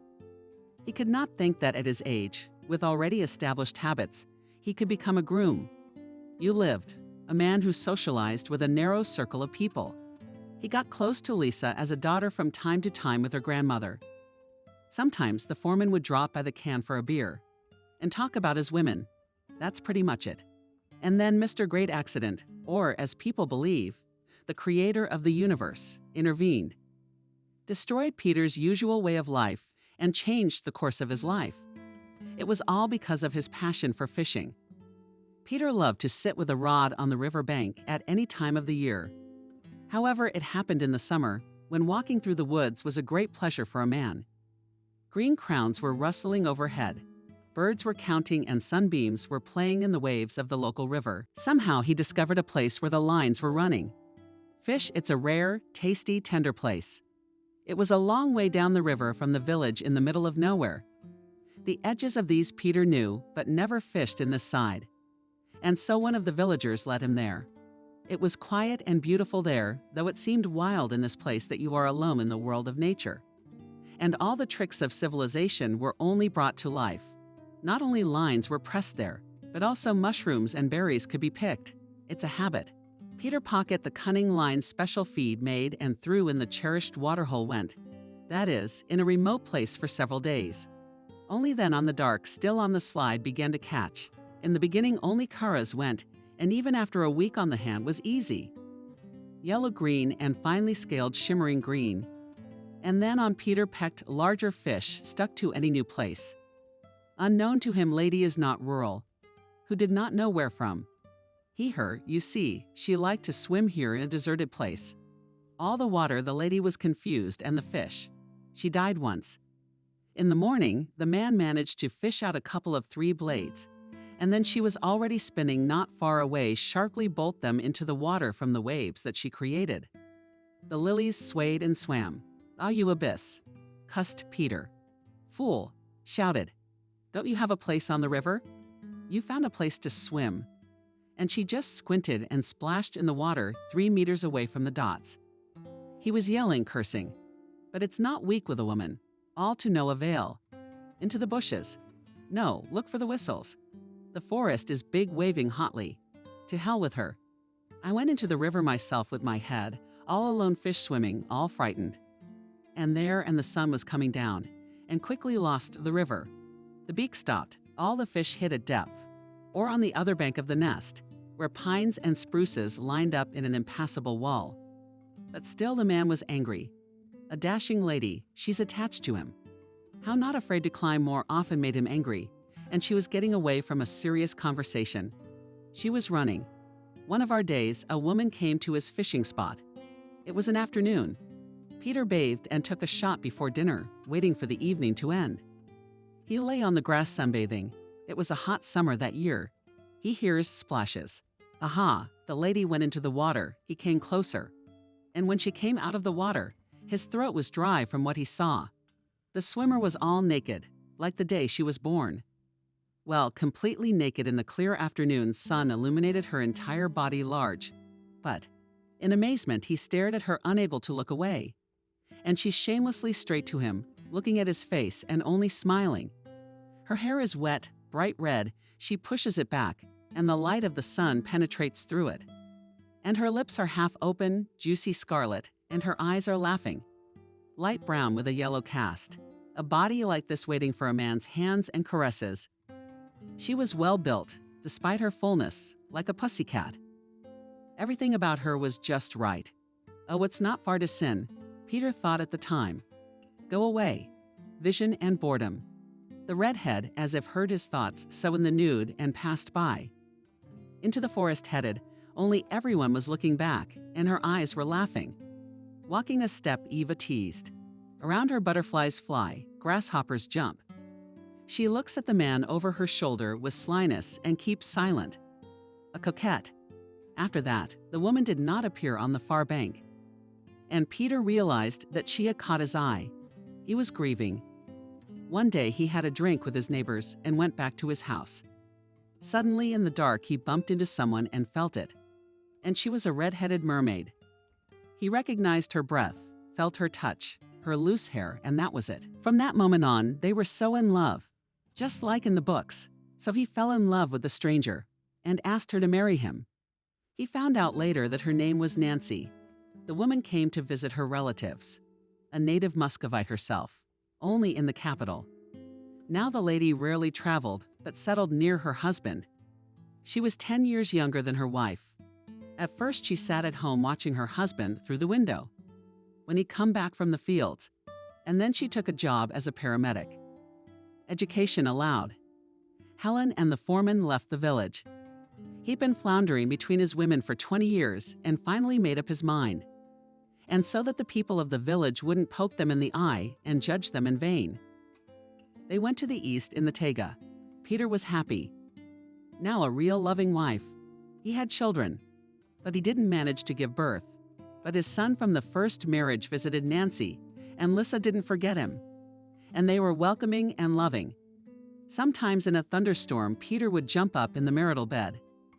In the middle of the night, she threatened him that he saw a girl with a baby dancing by the roadside. Nadia then stroked his unruly gray hair, laid the man to the lush chest, and he forgot in sweet with not until dawn.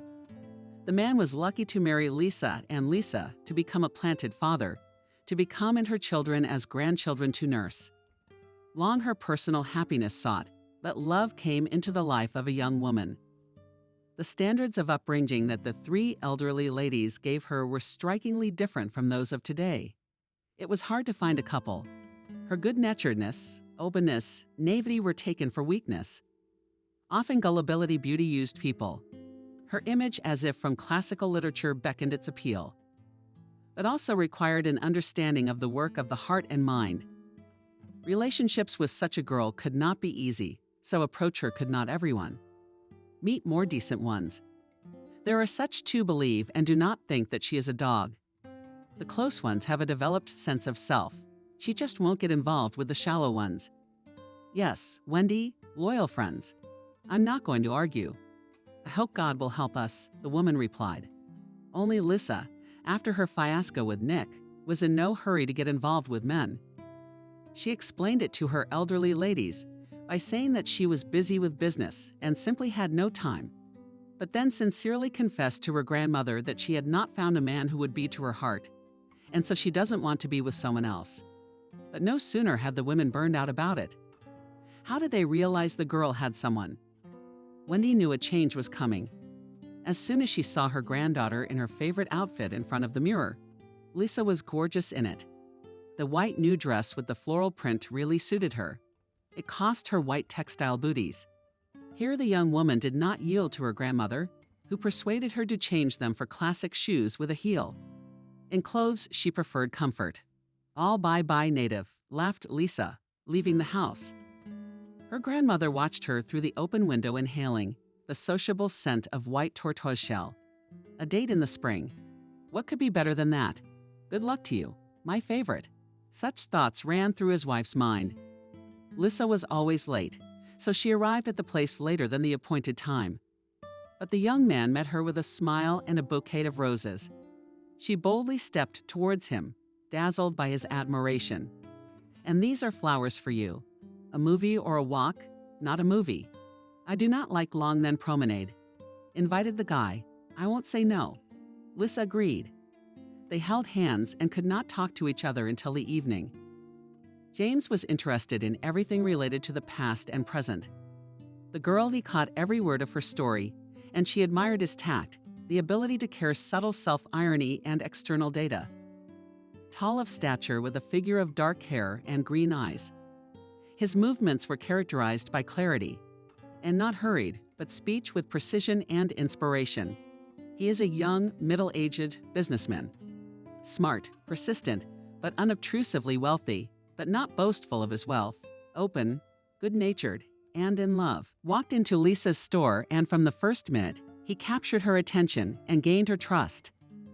These two were made for each other. Their tastes and interests preferences coincided. Only a week of acquaintance, and it was enough for them to realize one simple truth. They need each other like air. Suddenly, a heavy downpour hit the city, and the couple got drenched. They ran into a cafe, drank Serbian brandy with coffee, and said James, without thinking, made his favorite proposal. Beautiful and unconventional. She found the engagement ring in a small box near the pastries he had sent her and her grandmother for breakfast. Next to it was a note: "Become mine, and you'll never cry. I can not only make money, I can forge happiness. Anyway, I'm the prince." Lisa kept this note. She showed it to her kids. Daddy's masterpiece. That's what they called it. One day they went to the sea as a family.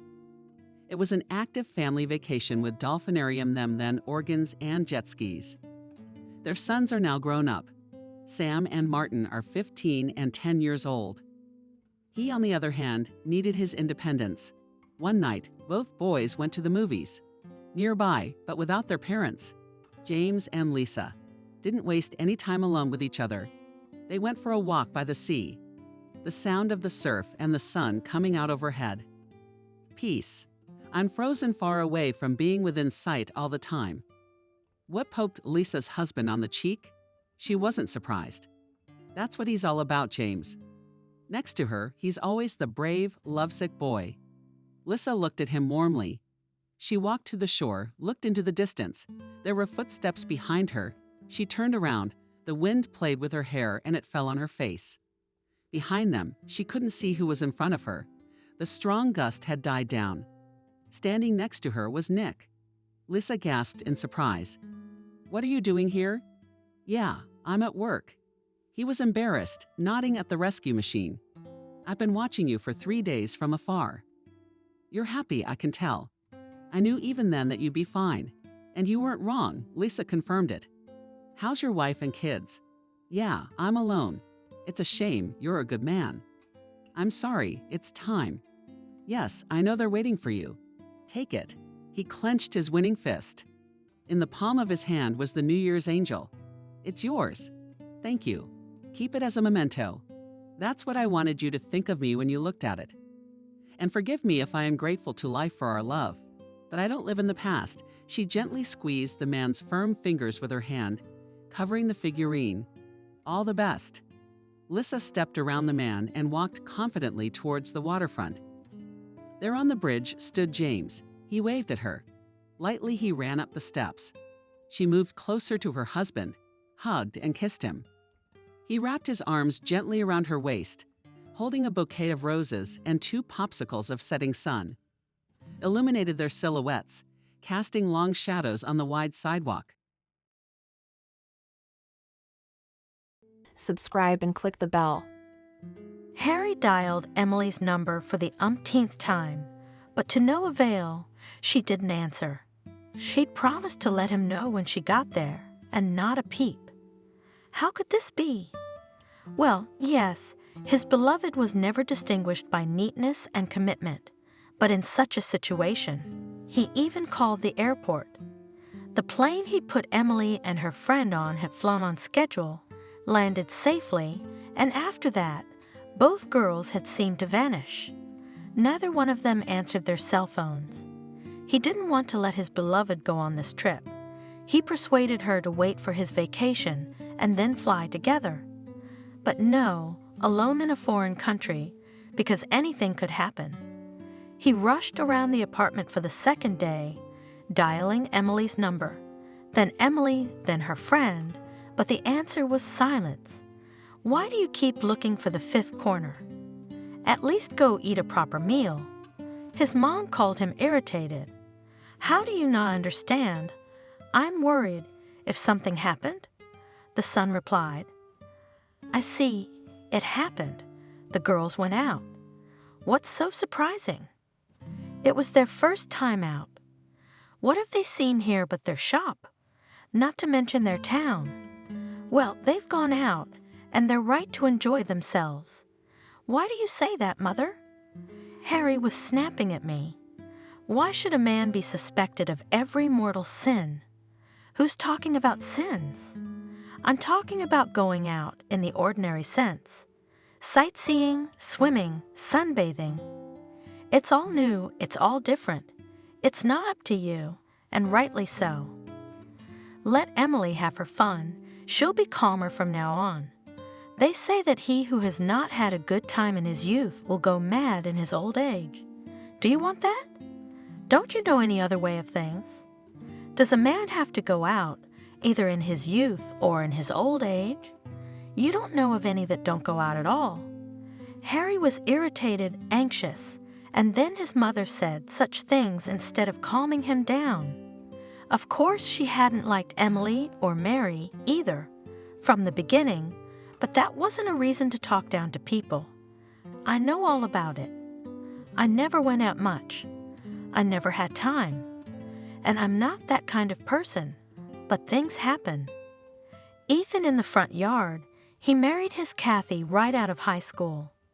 Everything seemed fine. In 20 years already had a second child, but in 40 she got a rash under her tail and went on a bender so that she forgot her husband and children. It's good that at 40, the children are already adults, but it can be worse. We have such a Clara at work. She told about her sister-in-law. You could listen to stories about Mom's friends and their relatives all day and night, but Harry was sick enough. What did he care about someone's sister-in-law? When his favorite girl disappeared somewhere, and where? In Turkey. They remembered the horror stories they'd heard somewhere about girls who'd been kidnapped and sold into slavery. It was Mary who confused her, dragged her off to some unknown place. In some ways, his mother was right. It was necessary to send this friend away at once, literally forbid to communicate with her. He thought, knowing perfectly well that it was useless to forbid Emily anything. They had met almost a year ago in the store where Emily worked, not in a store, but in a big supermarket. Harry had gone in there to get groceries and saw the girl arranging something else on the shelves. The way she did it, her actions reminded him of some kind of music, as if she were playing a harp, as if she were performing some kind of dance. Every movement was full of such grace, he could hardly take his eyes off the chiseled figure, which was not hidden by the ridiculous uniform. A glance at the face, and he realized he was lost. There are times when a girl's figure is beautiful, but her face is so bad. It can be the other way around, and her face was perfect, at least to Harry. He couldn't pass her by, so he went up to her and said, "How cleverly do you do that?" And he was surprised at his own determination. He'd never tried to meet a girl on the street or in a store. Of course, the girls he had 25 years old, there were, but they were former classmates, fellow students, that is, those with whom to get acquainted specifically was not necessary. Experience. The stranger replied cheerfully, turning to Harry and lighting him up with her smile. "And you live near here, I suppose? I've seen you before." Crazy. She had seen him and even remembered him. How could he have missed her? "Yeah, I used to come into this store a lot." "Yes, I'm in the next block. I come here, but why haven't I seen you?" "That's impossible. You can't be missed." Harry was really impressed. "I'm not always in the store. Sometimes I'm at the cash register, and there's a lot of them." "Emily, stop talking. You'll earn your remarks." Through a woman running past. "Oh, sorry." Harry realized. He took a jar from the shelf, pretended to look at it, and talked to the girl about the goods. "Are you guys so strict around here?" "What time do you work till?" "At 10 I finish, at 11 I leave, from the other side, and the service entrance." Without looking, said the girl, and turned around again, suddenly winked with a slightly slanted green eye. "We really can't talk during work. I'll meet you," said Harry. Tossed the can into the basket and headed for the checkout. Emily, then, is my one and only. He thought and had no other thoughts. It was only 4 o'clock in the afternoon, but he was ready to take a watch at the service exit, or better yet, to stand there in the store, watching Emily, guarding her from other men's gazes. But he had to take the groceries home, and it was ridiculous to be on the street or in the store in case they took him for a thief and Emily for a fool. No, he's an adult. He should behave like a grown-up, serious man. At home, Mom, sorting out the shopping, was surprised. "Where are the carrots? He didn't buy any greens. What's the butter for?" "We have it. I'd asked you to buy chicken, but you bought some half-finished products. What should I do with them?" "You didn't buy rice either. And why did you buy sprat and tomato?" Twirling the same can in her hands, the woman was annoyed. "What am I going to make dinner out of?" "Your sprat." "Mom, I really like sprat and tomato. Today I'll eat it for lunch. I don't need anything else." "I'm sorry. Do you want me to go again? For the chicken and everything else?" "No, thanks. Sending you is a waste of time. I gave you the list. You're so stupid." But Harry wasn't listening. He went to his room and threw himself on the couch, holding the jar in his hands, which were touching Emily's hand, and lay there with a blissful smile, waiting for the time to pass. Peeking in the door, Mom, of course, guessed it. It was clear.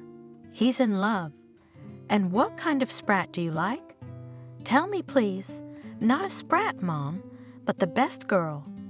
I'll introduce you soon, and soon we'll be married." That's how it is, and send them to the store, and instead of buying everything on the list, they will fall in love with a sprat and lie with it in their arms. The woman grumbled and went to the kitchen. Miranda, not that she was very worried about this behavior of her son. A grown man, what can I say? It was high time he fell in love and got married. But what kind of sweetheart did he find at the store? That store-bought dating never does any good. A friend of mine went to the store, and a man saw her, and they got married. How many years has he been tormented with her?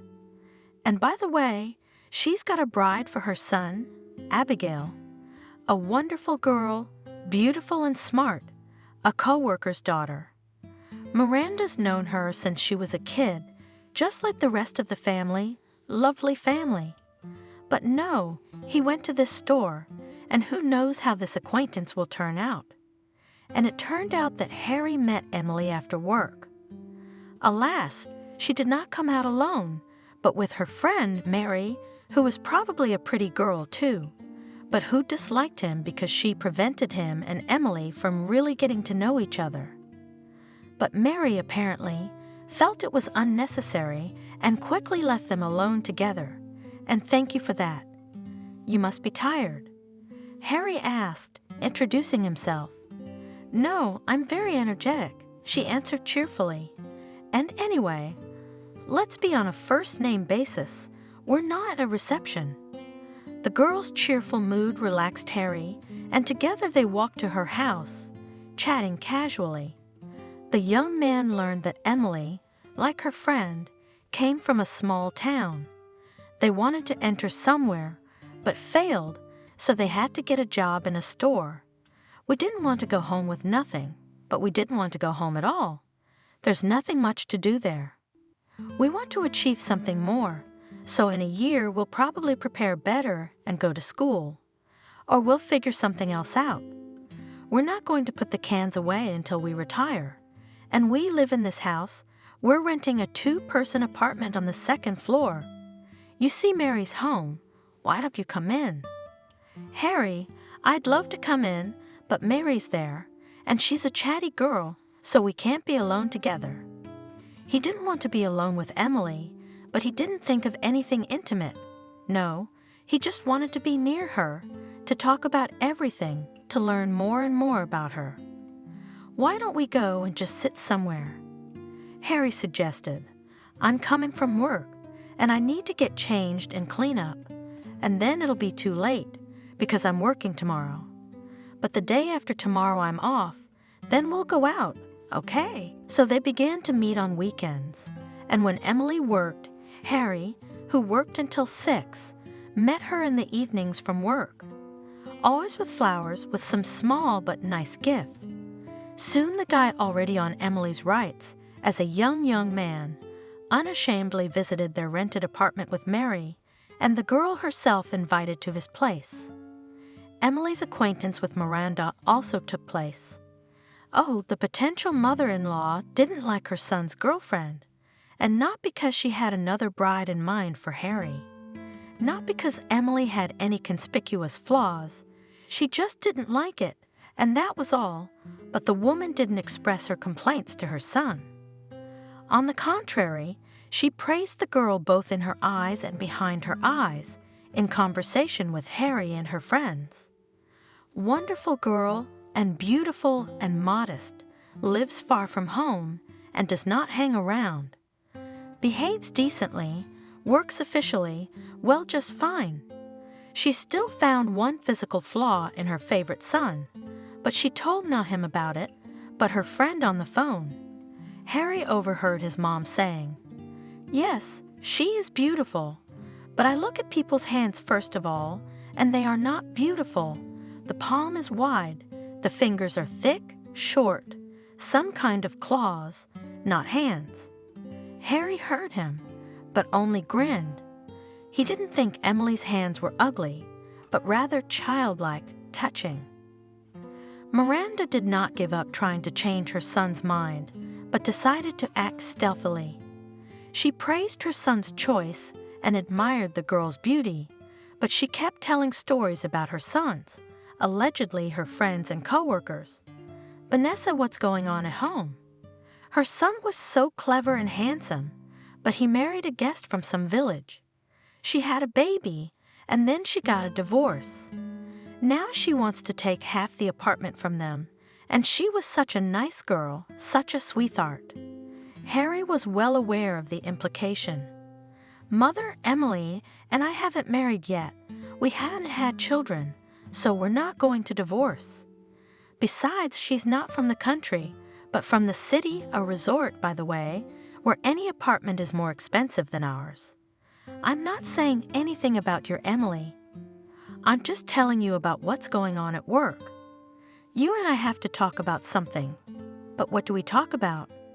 Not soccer, especially since you're not interested in it, but you could be interested in your beloved's relatives. That's very important too. How is it important? How could I possibly be interested in her relatives? Harry was both amused and annoyed by such talk, but Emma wasn't interested either. She married someone who didn't remember her kinship, and now she's been offered a good job, and there are questionnaires and checks.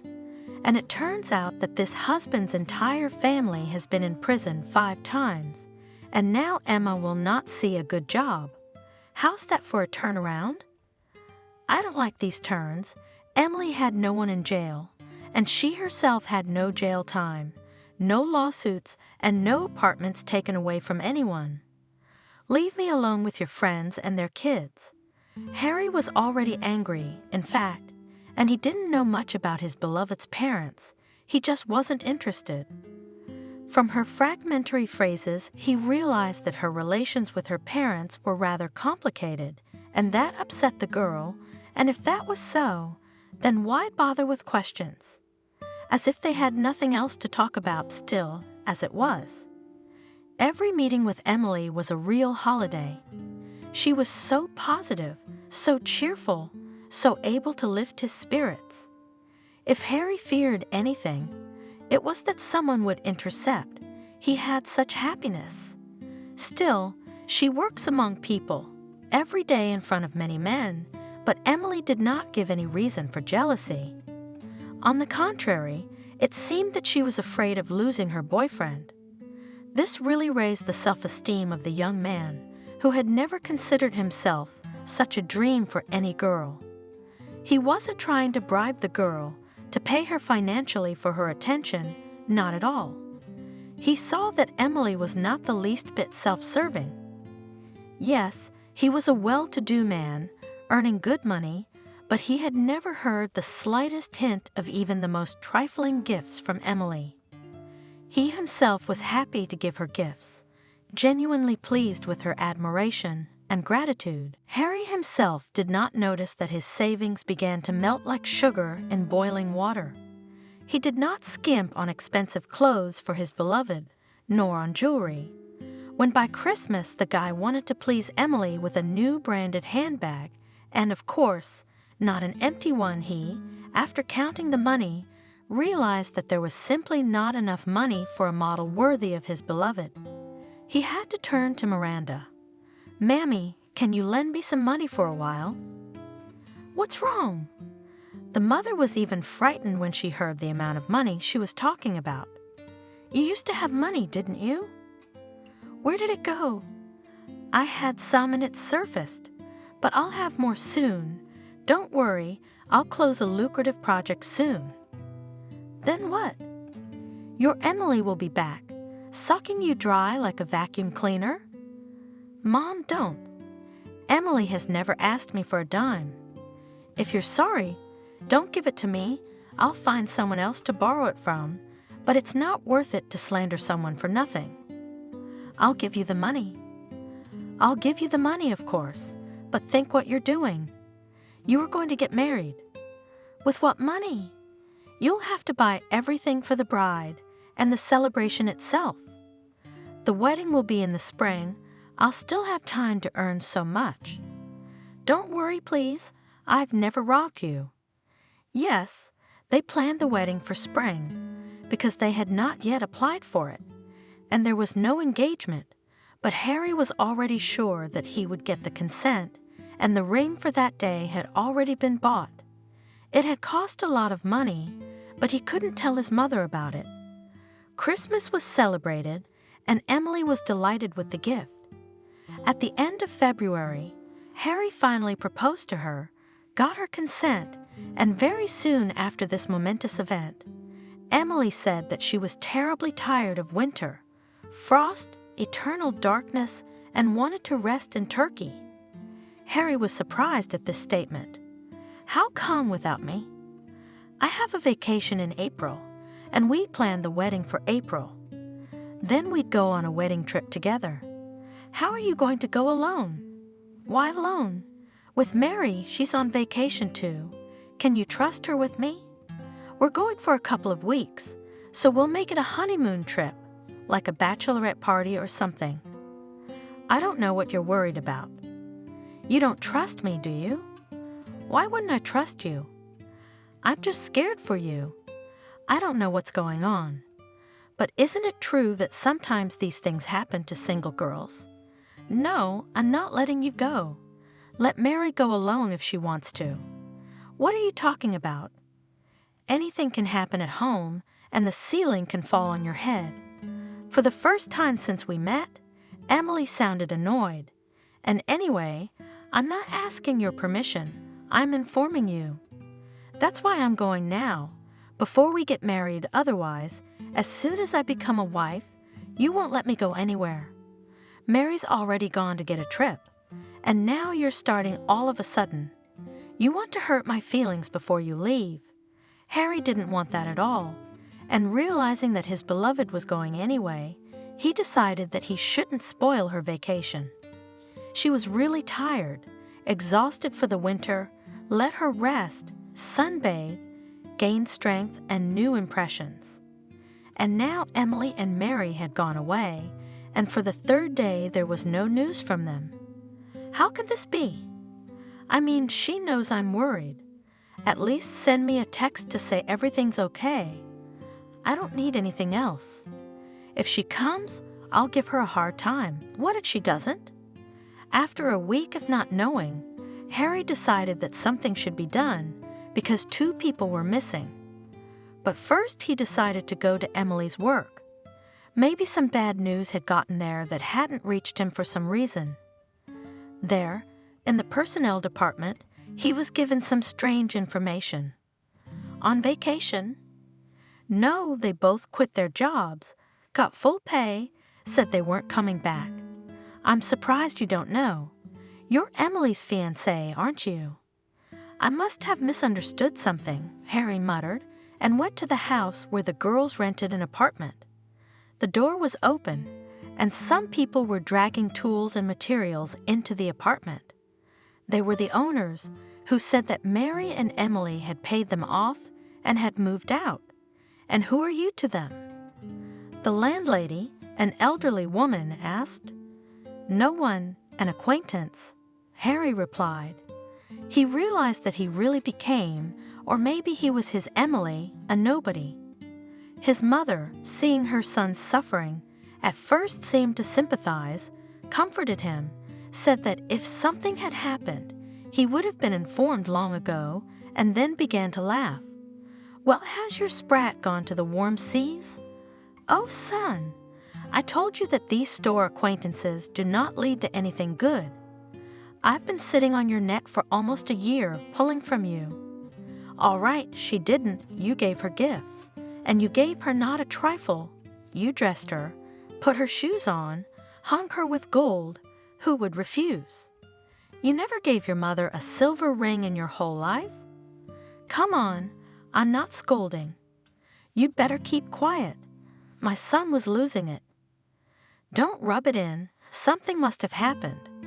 I think she found a richer patron, that's all. Maybe she went to her village, or where she's from. Maybe she lives in the next street.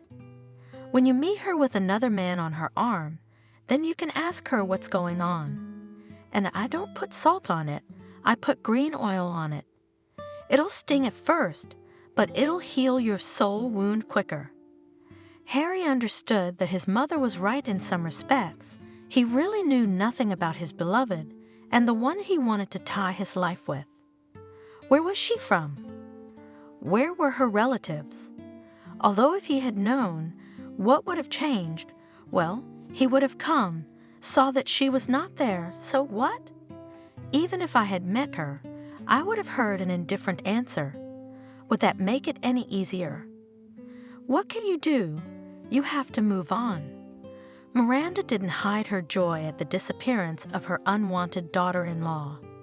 Cheer up, son. It's certainly a godsend. It would be much worse if you got married, had children, and she disappeared.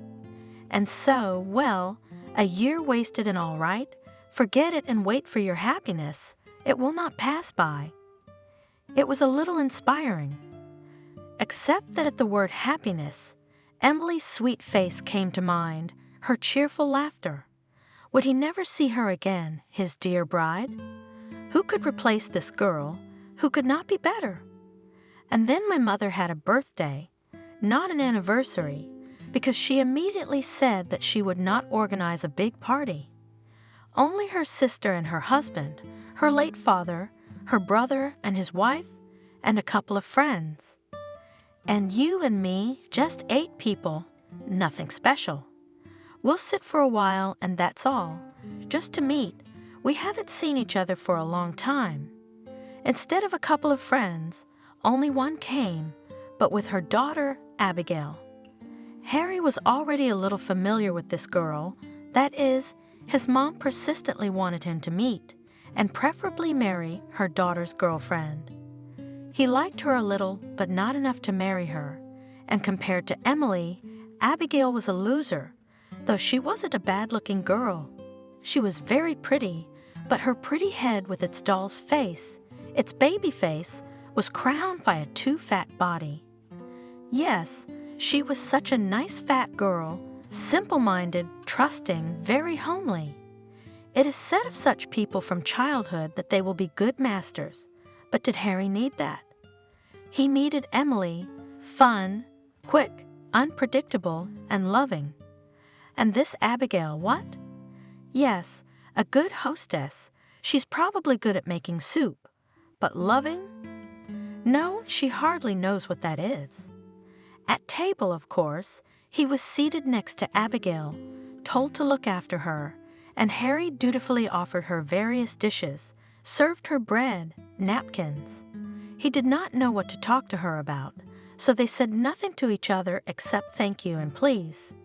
Then the men decided to go out on the balcony to smoke, and Abigail's mother suddenly jerked, obviously pushing her daughter under the table with her foot and making some significant grimaces.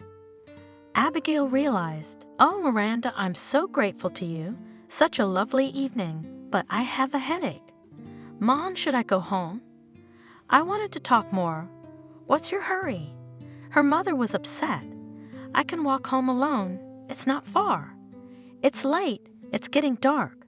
So I'll walk. I'd love to walk too," said Harry. He and Abigail went out of the house. He was about to go to his car, but the girl held him back. "Don't. You've been drinking." "I'd love to walk. It's such a beautiful evening. I'd love to get some air." And her hand slipped under the young man's elbow. "I'd love to walk too." Harry smiled, looking at that hand, unexpectedly very beautiful, white, with smooth skin, long, thin fingers and sharp, manicured nails, not at all like Emily, but Abigail was the opposite of his favorite. Well, if Emily was Emily, why not Abigail? We should get married anyway. It's high time she got married. Our mothers have married us off long ago, and we shall be a decent couple, and what's the matter? I've had love before, and I'll never have anything like that. It was uncomfortable to keep silent, so he decided to talk to Abigail a little. "You're probably just tired of sitting at this boring party, among people who are not old?" he asked with a smile. "Why not?" Abigail replied eagerly. "Your mother organized everything so well, and it's not so old that it's boring. It's just that I've got a bit of a headache. Do you do anything fun without your mom? You know, companies, friends, clubs," and immediately regretted his question. It's clear that Abigail is a homebody. What kind of clubs? And indeed, the girl mixed. Well, with friends occasionally sit somewhere, although no, that I will lie, not really. I go somewhere and with someone to have fun, but I do not need it and do not need. I love my home. I love to read, watch movies, do crafts. I'm boring, aren't I? Why not? Harry exclaimed quite sincerely. Not at all. You're the right Abigail, the right kind of woman for life, for happiness, for family. I suppose that's what a woman should be. It would be worse if you were 25 and running around dancing. I'm already 26. Abigail sighed. And no family. Maybe because I didn't go dancing, where would I have met? I work in a women's collective at school. At the institute, there were mostly girls. They are all married already, have children, so with me they have no time to meet and no need. But sometimes I'm jealous. The girl spoke without a tear, without any bitterness, just telling me. Harry thought that she was not capable of strong emotions, and perhaps that was her good fortune. It's just that my mom keeps trying to fix me up. Abigail grinned. Here's to you too. I realize my mom's been hinting for a while that you'd be a better choice. Why don't we just humor our moms and get married? I said it and I was scared. What if she said yes? No, I mean, she's a good girl. Maybe she's the best option, but what if Emily comes back? Abigail, as if reading his thoughts, grinned. Aren't you afraid I'll say yes? I'm not going to say no, but I don't want to do it on the fly. I need to think about it, to talk, to get to know each other a little. Isn't that right? And if you change your mind tonight, I won't remind you, don't worry. I'll just consider it a joke. Here's my house. I'm not inviting you over. I'll come back later, okay? In the meantime, you can call me if you want to talk. You're right, Abigail. You're so right. I'll definitely call, and we'll talk about everything else. Obviously, we're not going to register the marriage right away. That was the end of it. Harry did not go home at once.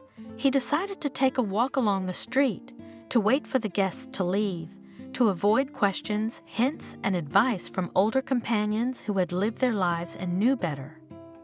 It was better to walk alone, to think without interference. About whom? About Emily, of course. He forgot about Abigail as soon as he said goodbye to her. He thought about his missing lover all the time and was horrified that Emily herself would never know, nor would she want to know how he'd lived all those months.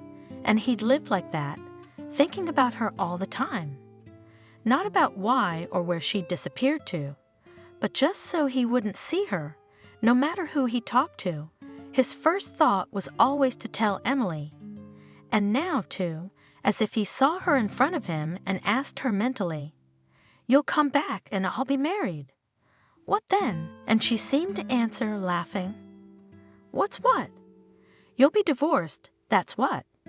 He came home when the guests had gone, and his mother was doing the dishes, and when she heard her son open the door, she came running out of the kitchen, asking him questions.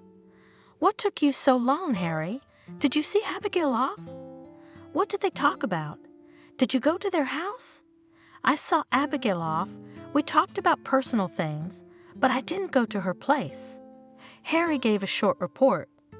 Oh, well, what did we talk about? Why can't you say a word to your mother? Miranda was upset. I'm curious. I've been dreaming about it for so long. What is it? What were we supposed to agree on in half an hour? We just talked, agreed that we'd call each other, and then we'd see. We haven't planned a wedding yet. It's a little early, isn't it? Well, of course, we should talk first. Although he's not young anymore, it's about time. Don't take too long. To be honest, I dream about it day and night, about your wedding. You will live with us. We have a bigger apartment. Miranda began to outline her plans. Mom, no one's thinking about getting married yet. What are you talking about? I don't understand. Harry really didn't understand why his mother was so eager to marry him. It was quite simple. Or are you waiting for that sprat of yours? Well, I'm afraid the devils will bring it, and they will. Who needs it in the Emirates, or wherever it is? They're gonna get mad, and they're gonna kick your Emily out. And tell me, son dear, will you really accept her after all this? Don't you have any self-respect? I won't let her on my doorstep, and I'll bequeath this apartment to my nephews. No, Mom, that's impossible.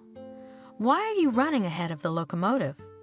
No one gets married, no one comes back, no one dies. And you. And so they went to their rooms dissatisfied with each other. But from that day on, Harry and Abigail began to see each other quite often. At first, it was the young man who took the initiative.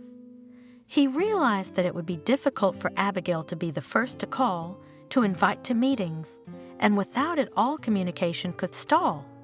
But for some reason he didn't want that, because it was interesting to communicate with Abigail, and in general, it was calm and reliable with her.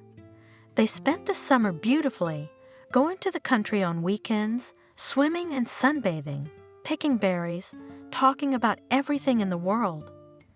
Abigail didn't have to think about where to find money for another gift or some expensive entertainment. She didn't like restaurants or clubs. Everything was simple, homely, and Harry felt that was exactly what he was missing. Then Miranda announced that it was Abigail's mom's birthday and they should definitely go. Harry didn't think of refusing, especially since he had his own views on the day. He figured that if it wasn't Emily, who cared who was around? Abigail was not the worst option. He bought a ring beforehand, certainly not as fancy and expensive as the one he'd gotten for Emily, but not because he didn't think Abigail was worthy. He just realized that money should be saved, and in the middle of the celebration he asked for the floor, got down on his knee, and asked Abigail to become his wife. To the applause and joyful tears of both moms, the consent was received. The wedding was performed, and they began to live together in Harry and Miranda's apartment. The mother gave the young couple 2 rooms, and she herself took the smallest. There was no adjustment of character between the young people. From the first day, they began to live peacefully and quietly, as if they had been married long ago and knew everything about each other. I can't get enough of you. I was Miranda. All my acquaintances complain about their children and daughters-in-law. They have one thing wrong or another. But you are just like Dobes. We are like old landlords, all the talk about what to buy, what to cook, but at best, what movie to watch in the evening, and we are not even 30 yet. How many years to live like this? From breakfast to dinner, from work to home, from home to work. Yes, you can call it stability, but you can also call it green longing. Saved from this routine, memories of her, of Emily, with her would be a completely different life. Soon, and in the measured existence of the young family, came a change. Abigail announced that she was pregnant. This was a great joy, but also a source of great anxiety for everyone, both for the future parents and grandmothers, especially since the pregnancy was quite complicated, and at the ultrasound it turned out that Abigail was carrying twins. It was a happy expectation of a miracle. 2 new people were to appear in the world at once. Harry felt truly happy for the first time in a long time, an established adult man. He loved his Abigail, who had given him such happiness, and was prepared to give him 2 children. And then the children were born, a boy and a girl. While Abigail and the children were in the maternity hospital, the relatives were choosing names. For some reason, everyone was expecting 2 boys, but now they had to think of a name for a girl. They thought it would be Ethan and John. Why don't we make her Kathy? Oh no, my grandmother was Kathy. Very hard luck. How about Lucy? Miranda suggested. No, I don't like it. It's a heavy name. Lucy has a difficult personality. How about Lisa? Well, you're the dad. Why don't you say something? Suggested. We went to Harry. He almost said the only woman's name dear to him, Emily, but he bit his tongue in time. As a result, the children were named Jordan and Olivia. Beautiful names, wonderful children. The choice of names, the purchase of the children's dowry, the equipment of the nursery, in all this Harry took a very active part. I feel like the father of the family. And then, finally, Abigail and the children were discharged, and his role was suddenly the last. Life revolved around the twins who needed a lot of attention. No one had time for the father of the family. No, Harry, an adult and sensible man, was far from resenting his wife and even less jealous of her children. It was just that life had changed unrecognizably. Now he cooked his own breakfast in the morning. His wife slept, exhausted after a sleepless night with the children.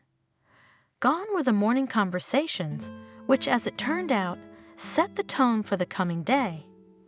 Gone were the family lunches, the mainstay of their life together, the dinners that relieved the day's tension.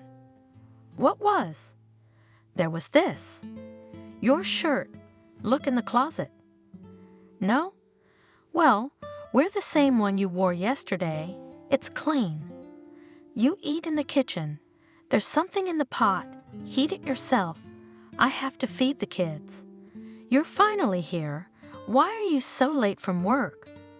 I have to go to the clinic with the kids. Don't take your shoes off.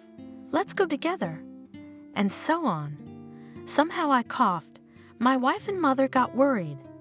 How did they freak out? Not at all like before. Here's a thermometer. Drink some decoction. Take some mixtures. Put on warm socks. No, not at all.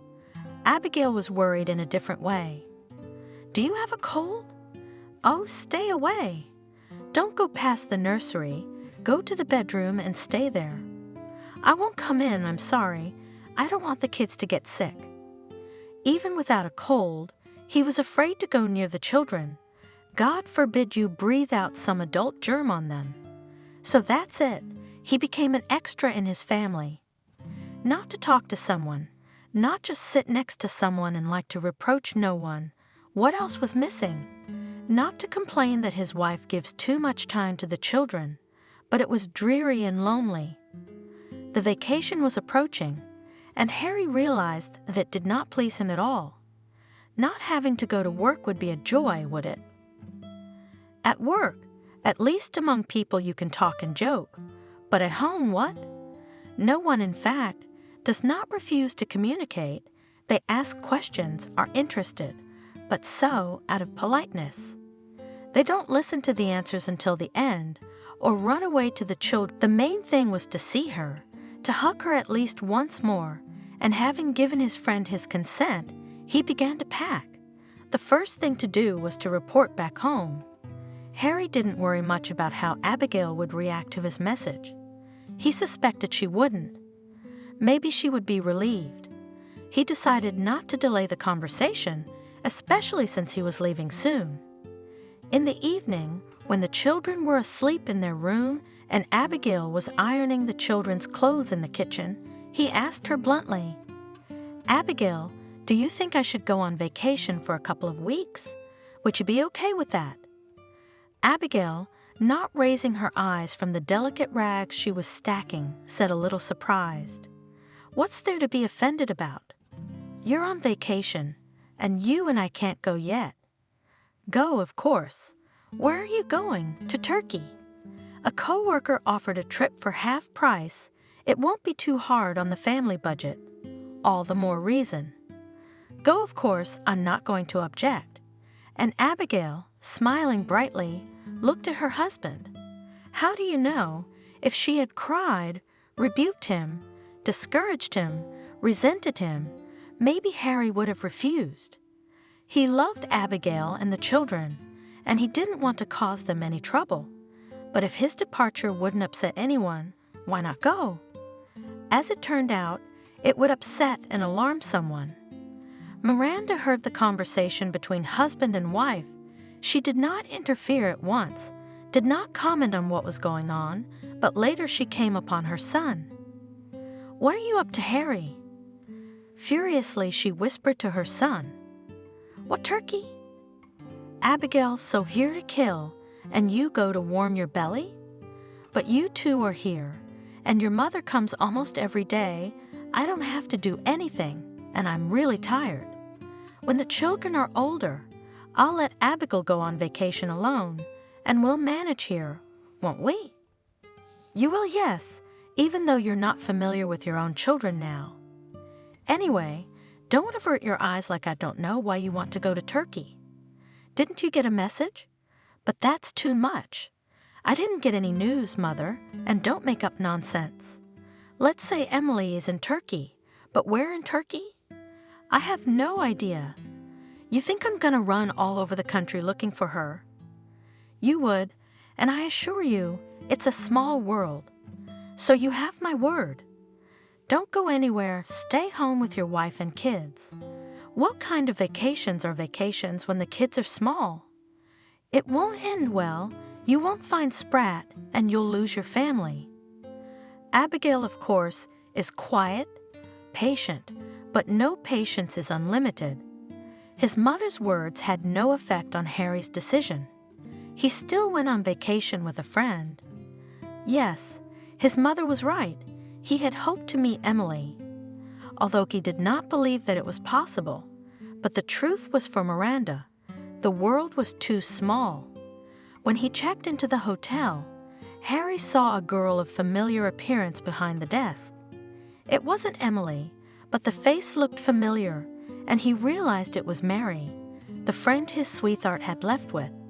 He rushed to her, hoping to find out about Emily, but when she came to the counter, Harry couldn't resist. "Emily, is that you?"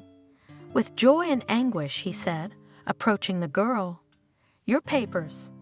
With a professional smile, said Emily, holding out her hand for his ticket, and with the same smile, without looking at him, said, as if continuing the business conversation, "You can't come here.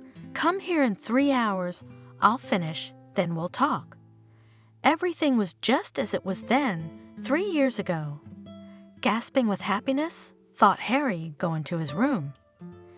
And she was still as beautiful, light, cheerful, and loved to tears. Thoughts of Abigail, his mother, his children were gone. It was as if they did not exist in his life, as if he and Emily had parted recently, without having time to change something in their lives. The next 3 hours lasted endlessly. His companion tried to find out something, but Harry answered in vain, and he went to the beach alone, having achieved nothing. Harry, long before the appointed time, was already standing at the service exit, keeping his eyes on the door from which Emily was to appear. She came out, saw Harry, and flashed him her unique smile. Harry went up to the girl and put his arm around her. "Emily, darling, how I've missed you. How I missed you." The girl hugged him too. "I was always thinking about you," she whispered. Their embrace was not passionate or strong. It did not feel the heaviness of their bodies, as if two souls met in space and merged with each other. So they stood side by side in silence, as if conversing with thoughts and feelings. Then they separated. They looked into each other's eyes. "Why don't we go to a restaurant?" Harry suggested. "I don't care about restaurants." The girl dismissed him. "Let's go to your room, order dinner there." They ordered dinner and the next morning breakfast. They were so happy together that there was no time left even for the clarification of relations. Harry didn't want to disturb the union of souls by asking what had happened, why Emily hadn't come back, what she had been doing all this time. She hadn't asked much either, hadn't reacted in any way to the news of his marriage. Harry felt guilty himself. He tried to justify himself. "You were gone and I didn't care about anything. They told me to get married, so I did. How do you want me to come back now? You're married, you have kids, but divorce is still a thing." "Yeah, you know, it's the wife. She's so indifferent." "I don't think she'll be upset. A divorce is a divorce. What's the big deal?" "What about the kids? I'll pay child support. I've been promoted. I think we'll have enough money to live on. Are you coming with me?" "No, it's not that quick. I have a contract. I have to work till the end of the season." "But don't worry, come on. I won't stay long." "Think about it. What's there to do here? You think it's good to be alone all the time." Mary and I have already split up. She's got a boyfriend here. We live apart. We don't talk much. Emily, I swear you'll never regret coming back. They spent the whole week together. But when they were going back to the airport, Harry met his friend. You had a lot of fun, I see, he said with a sneer, either with disapproval or envy. What kind of a hottie did you get? Former love? And present and future and forever. Harry replied with a distracted smile. Are you going to go on a date once a year? My friend asked. Why should I? She's coming. She promised to come back to the city. She has a season to finish. She has a contract. Harry explained. What about it? And the fact that you've got a family, you've forgotten about that, haven't you? His voice grew colder and colder. What's family got to do with it? There are such acts of civil law as divorce. Don't you know? Harry was already angry at his neighbor's words. I do, and I know what a pleasure it is to get divorced, but you? Think about it. You've got Abigail the Gold. What about this one? How did she end up in this hotel? Who cares where she works or how she got there?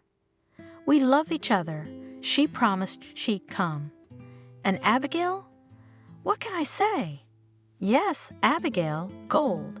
And that's why I hope everything goes well with her, without too much scandal, without screaming, and without tears. Well, if it does, I feel sorry for Abigail.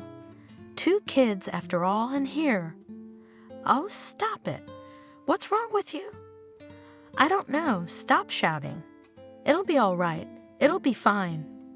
The main thing for me is to get Emily here, and I'll take care of everything else. Everything else can be taken care of. Whatever you say, I don't think anyone's going to talk you out of it. It's up to you. Just you watch when you come to Abigail. Don't tell me that you've met love, about the divorce, all that stuff. Something tells me that such people don't always keep their word. Shook his head, Buddy. Bite your tongue, I beg you. He will keep his word, you'll see. But no matter how strong Harry's confidence in Emily's obligatory arrival was, his friend's words had a grip on his soul. He wondered what would happen if Emily really didn't come. They had called. The girl had said that yes, she was already going. There was a month, a week left to go, but the confidence was shattered. Harry doubted, and every day more and more, he was nervous, lost his appetite, slept badly, irritated, and Abigail as if she didn't notice anything. Her husband said nothing, and she, seeing his condition, offered some drops, decoction to calm his nerves, and only that. She wrote off Harry's mood after the vacation as nervous tension, and she herself was quietly rejoicing at his arrival, telling him about the news, mostly about the children. Sometimes only he caught her testing glance, but he kept silent. Indeed, why upset her before her time? Miranda, on the other hand, could not be deceived. She saw the mood in which her son had returned and guessed the reasons for the change. At first she kept silent, but then, left alone with Harry, she asked him if he had seen his sprat. How is she doing? She's probably coming to visit. Mom, please, whether she's coming or not, whether she's seen or not, let's not talk about it. My son turned away.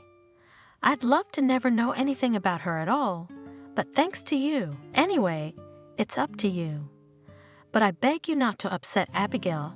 After all, she is your wife, your children's mother. You can't change her for this one. Think about it.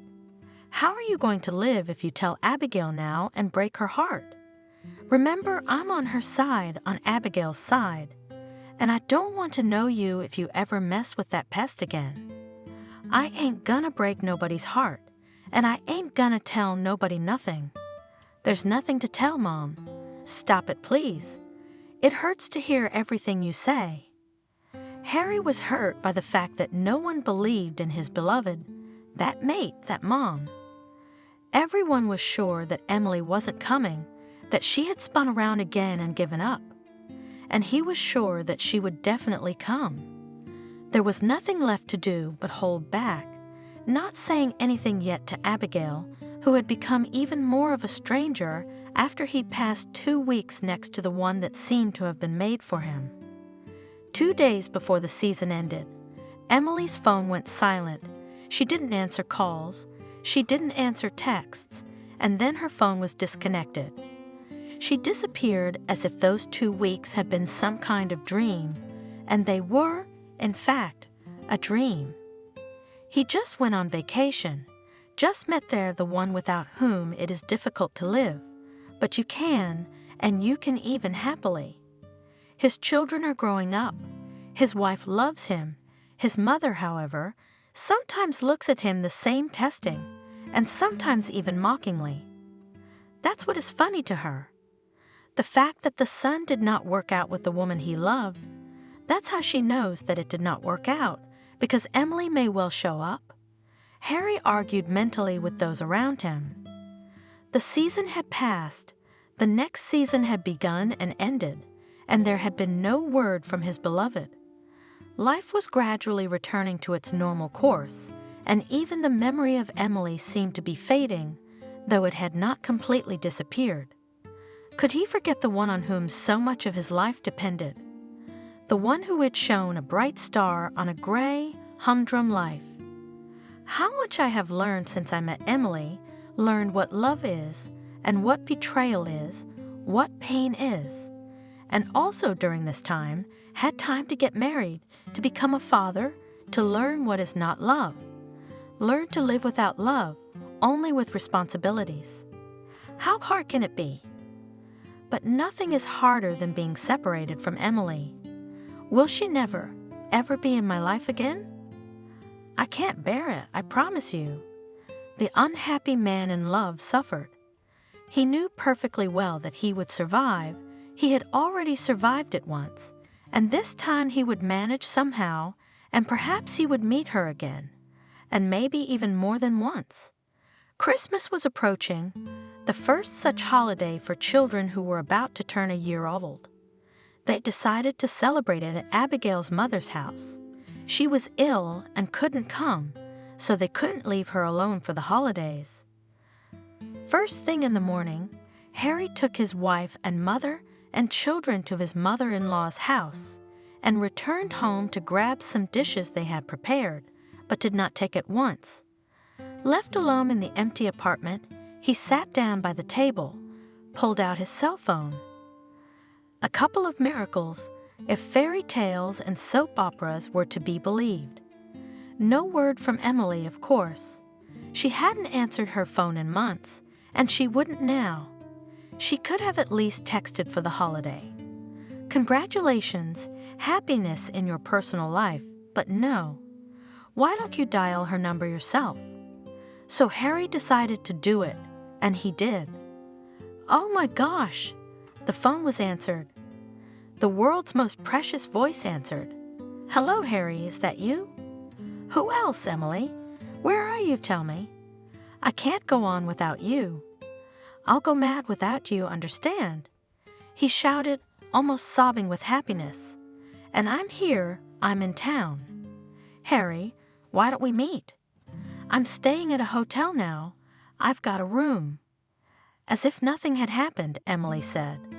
Tell me the address. I'll be there in a minute, please, but don't disappear again. I'll be right there. My darling, my only one. Forgetting that they were waiting for him at his mother-in-law's house, that he had to bring some more salads, Harry jumped out of the apartment to run, drive, fly to meet his beloved. At some point, though, he pulled out his phone, quickly typed a message, and sent it to his wife. It's all right. Don't wait, urgent business. How Abigail would understand these words, he was not interested. Let her understand as she wants or understand nothing. That was not the main thing for him now. He was on his way to meet the woman he loved, the only one in his life, and they would never part again.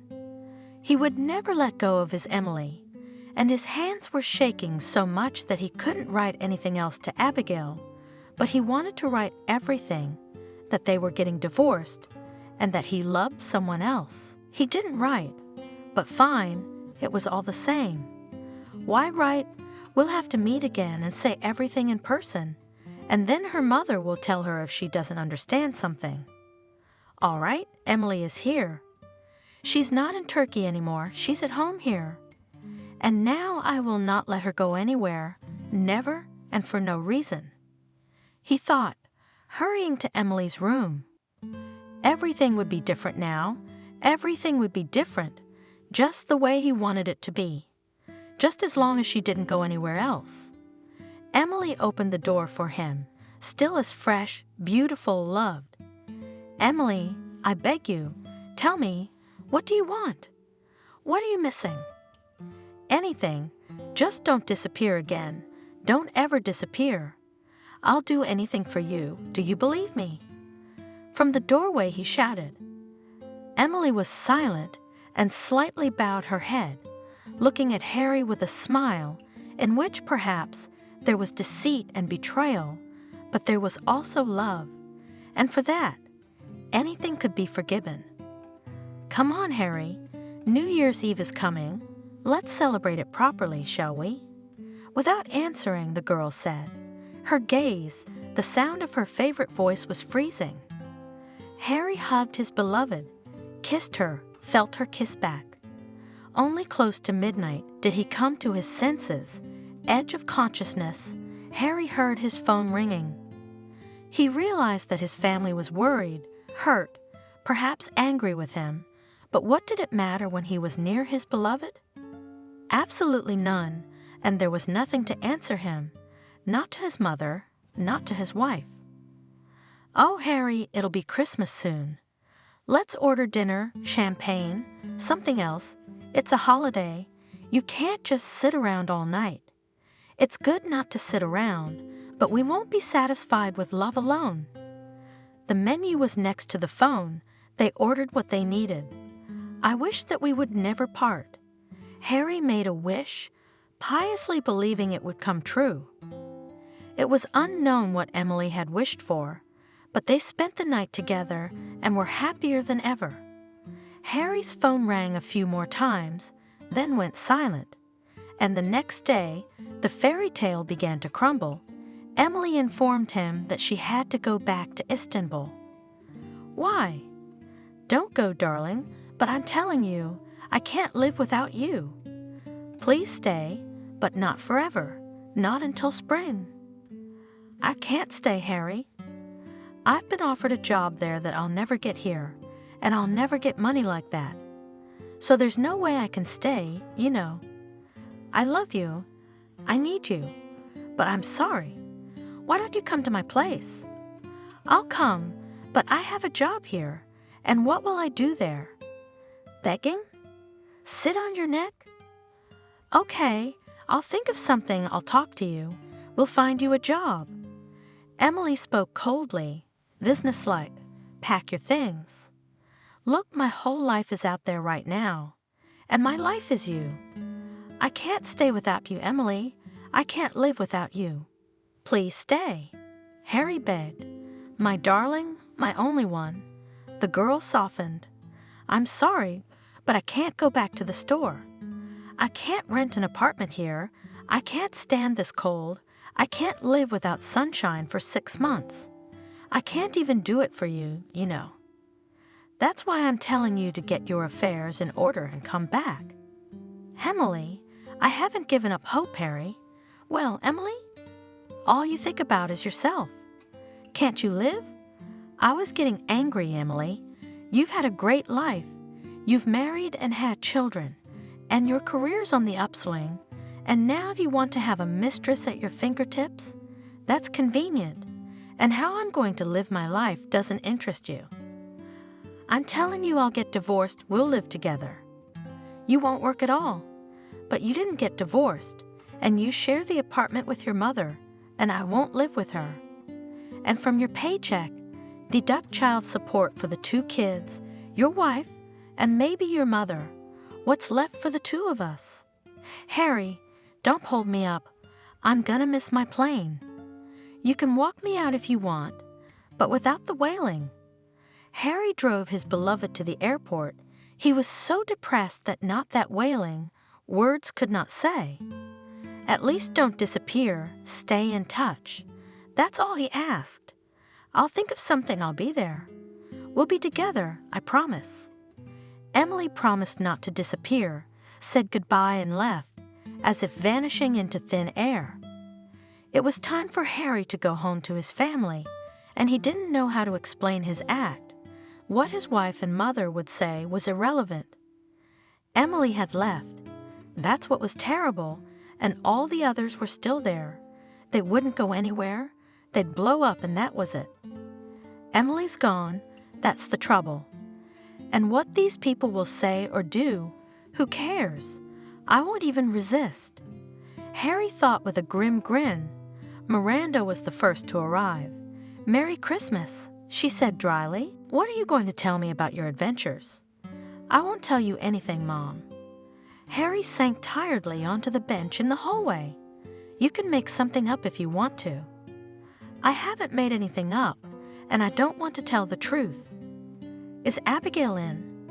"Well, it doesn't take a genius imagination. It's clear without your explanation." "Abigail, you say? Where else would she be? Or were you hoping she'd gone?" "I wasn't hoping for anything." "Let's not talk about it. I'm exhausted, really." "Poor guy, he's exhausted. Are you going to sit in the hallway?" "Well, sit there. What can I do?" Her mother went to her room, and Abigail came out of their bedroom, pale, puffy-eyed, with a drooping face. Harry felt an acute pang of pity for his wife, a sense of irredeemable guilt for her. "Abigail, I'm sorry." He slid off the bench, knelt, and tried to grab Abigail's hand. "I'm sorry. I don't know how it happened." "Don't." She pulled Abigail's hand away. "I don't need anything else. I don't have time." And left for the kitchen without even glancing at her kneeling, bowed husband. He sighed, got up, wandered into the room. Well, everything at home seems to have turned out all right. The mother, of course, expressed her ewe, but even in a lighter form than one might have feared. The wife, but apparently decided to kill with contempt, which is also not the worst option. The pity and guilt somehow subsided. Abigail, to all appearances, didn't really care, that is, when he didn't come and didn't answer his calls. She was probably worried, concerned. Maybe she tried on the role of widow, but now her husband is back. He is alive, healthy, at home, so everything is normal. If she were really dissatisfied, that is, insulted, offended, killed by his actions, would have left, would have filed for divorce. Well, or scandal raised a real scandal, with breaking dishes, tears, violent explanations, and this, nothing else is not necessary. Well, do not need and please, he is also not going to explain or apologize for the rest of his life. He will live and live as before, waiting for his beloved. He won't disappear for the third time. It didn't work out so well before Christmas. Mostly because of his mother, who looked at her son with contempt, pressed her lips together, refused to eat with everyone, and hissed something judgmental. Abigail also withdrew at first, talking little, that is, almost never communicated with Harry at all. It was hard to live in such an environment, especially since there was such an icing of relatives on Christmas vacation. Even at work, there was no escape from such a harsh atmosphere. If the women wanted to punish Harry in this way, and to get some special apology from him, they miscalculated. The more his wife and mother turned away from him, the further he himself became estranged from them.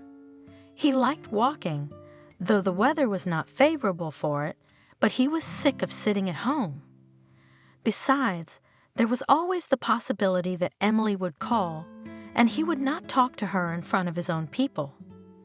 But she did not call, and she answered Harry's calls very seldom, referring to her work, but she did answer and was so affectionate, so sweet in these short conversations. That's what a real woman should be like, and for me it was Emily who was perfect. And Abigail, what? She's a fish, she doesn't live, and she won't let me. I should get a divorce and go to Istanbul to my one and only, already a free man. He thought so, but he did not do anything yet, and did not even talk to his wife about divorce. It's not that he was afraid, it's just that he had 2 one-year-old children. Do they divorce people like that? In any case, there will be talk, and here all is conspired to praise Abigail. That is, she and before everyone loved her, talking about what she is nice good, but somehow it was not conspicuous. But now you stick your nose out the door, and some neighbor girl will jump in like a tick. How's Abigail? She's so wonderful. When I see her, I'm in such a good mood. Well, God bless her. Say hello. I went to work, same song. How's your wife? You're lucky. You found the perfect wife. It's like someone's got everyone talking about Abigail. Well, you should have had her. Harry thought with annoyance. Who'd want her with 2 kids? She wasn't much use to anyone without them. Not only did the constant talk about Abigail spoil his mood, but also the fact that Emily wasn't calling him, and she was answering his calls less and less often. The conversations were getting shorter, and in the background I kept hearing music, cheerful voices. Was our reunion being delayed for a reason? If they intercept my Emily, what then? I had to make a decision. I was also constrained by the fact that there was not much money, at least for the first time they were necessary, and then we'll see. It was unbearable to keep everything inside, but there was no one to talk to. Only Mason, a close friend, he dared to say everything that had boiled up in his soul. Mason lived alone, in a rather large apartment, left by his parents, and Harry at one time even had a desire to rent a room from him, to live separately from his own, but did not dare. Mason was his own man in their house, had been friends with Miranda for a long time, and even seemed to have a fondness for Abigail. He never showed it, though. He was always correct, remembering that she was his friend's wife, but he couldn't bear it now. So Harry decided to pour out his soul to his only friend. I've put the car on sale, and I can get a lot for it, but I have some savings left. I'm going to Istanbul. I can't go on without her, my Emily. Are you crazy? What about your family? Mason was surprised. What about family, Mason? I am superfluous there, in my present condition, you know. I can't look at my mother or my wife. Even my children are a burden. Yeah, well, I'm sorry. That's just the way it is. What am I supposed to forgive? I'm not judging you, but you're doing something bad. Aren't you ashamed? I'm ashamed, but not ashamed because I'm sad. I can't go on living like this. Harry was sure he was right. Then why did you get married? To have kids. How will you look them in the eyes later? Mason realized that he couldn't talk his friend out of it, but he felt so sorry for Abigail and the babies. I think they'll understand. Anyway, when they grow up, I'll tell them this: never give up on your love, never settle for less. That may be the best advice they'll ever get, however you get it. No, Harry, I'm not moralizing to you. I'm not a priest. I'm not a teacher. If you want to go, go. I just want to say one thing. Are you sure you're not going to blow it with your love again? How many times has your Emily deceived you? Not again, I hope. And you know, Mason, her deception is worth more to me than any right. And you really don't have to lecture me. I'm not hurting anyone. The kids are young, and Abigail doesn't seem to care if I'm here or not. Look, if you want to go, go, but don't get too cheap. No, I do business with reliable people. They won't cheat. Harry left without understanding his friend's words, without heeding his advice. Mason thought gloomily about how lucky some people were, and how the lucky ones did not appreciate their good fortune. Why should he have such luck, he asked. The love of the best woman, who gave birth to 2 wonderful children, and he breaks away and goes where? To some hussy who doesn't want to know him. Yes, Mason had a thing for Abigail, but she was the wife of an old friend, therefore unavailable under any circumstances. And now, even if Harry doesn't get divorced, which he won't, he would come to Istanbul, see what the beautiful Emily was doing there, and return home with nothing. And Abigail would probably take him in. Harry started packing at home, not really thinking about what he would say to his wife. Mumbled something about a business trip. "Is that so?" said Abigail. "For how long? But how do I know how things will work out? I'll text you or call you.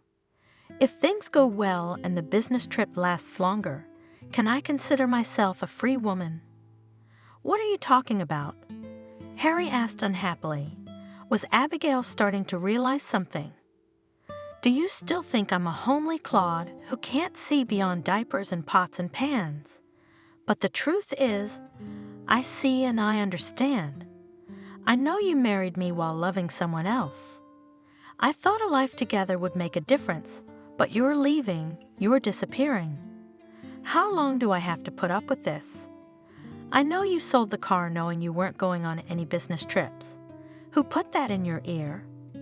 Your mother, I suppose, or some of the sympathizers who feel sorry for Saint Abigail. Well, listen to them, listen to them.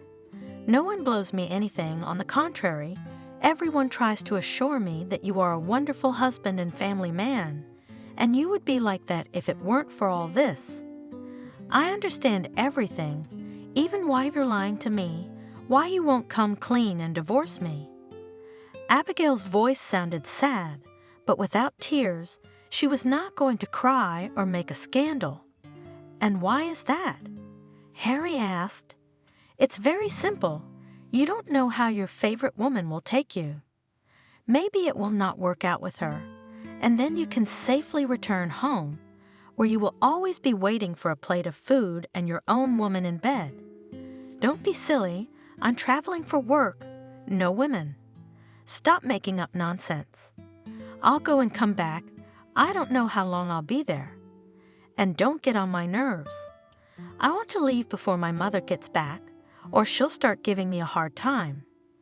Go on, there's no hurry to get home." Abigail grinned.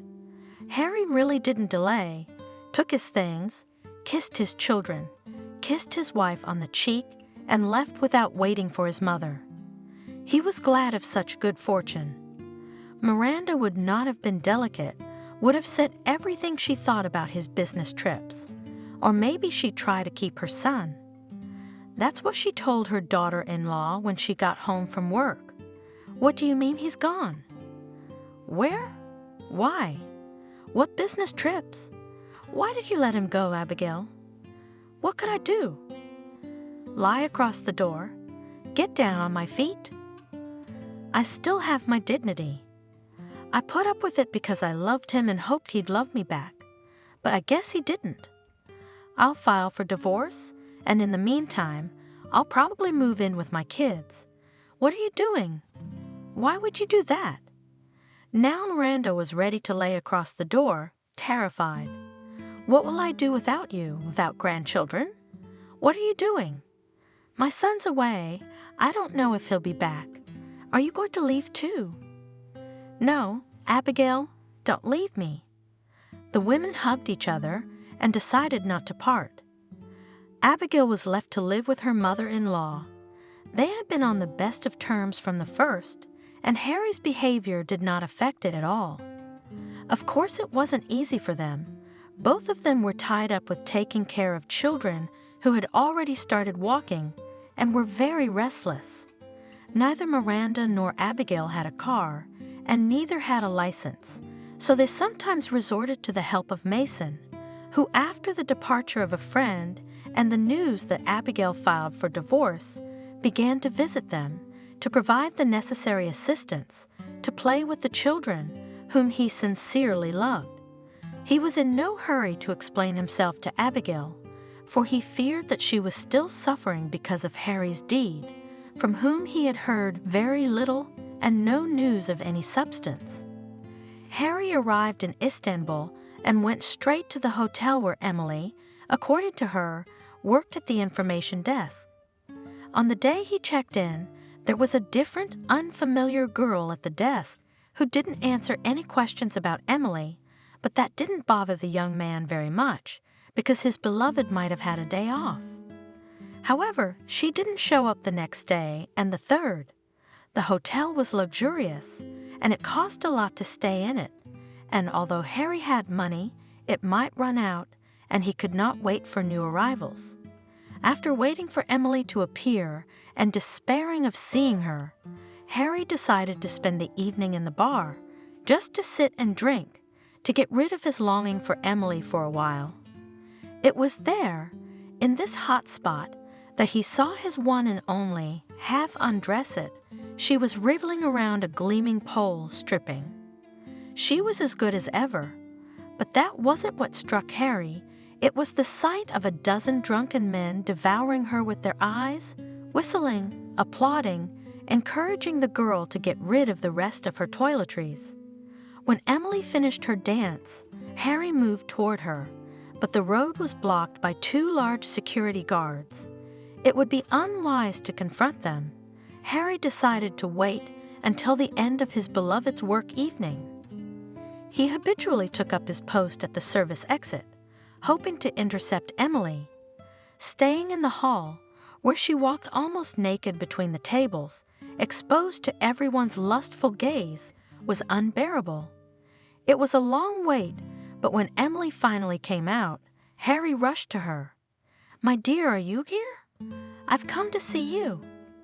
Emily, not expecting such a meeting, did not express much joy. "Yes, I'm here. Where did you come from?" "Why?" Unexpectedly, the girl was confused. "I told you I'd come. I can't do it without you. We'll always be together, won't we?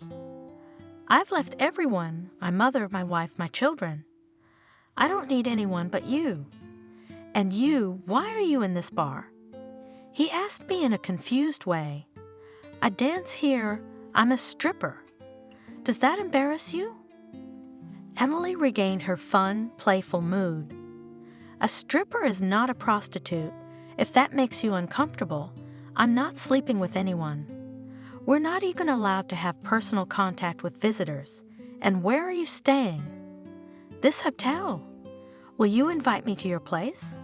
I'm tired and hungry, to be honest. Dancing is a lot of work, but you can give it up if we're together, can't you?"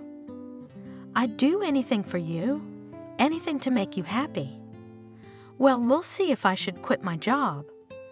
Emily cheered as she made her way to Harry's room. "You've made some money, haven't you?" "Yeah, well, you've never been poor or greedy.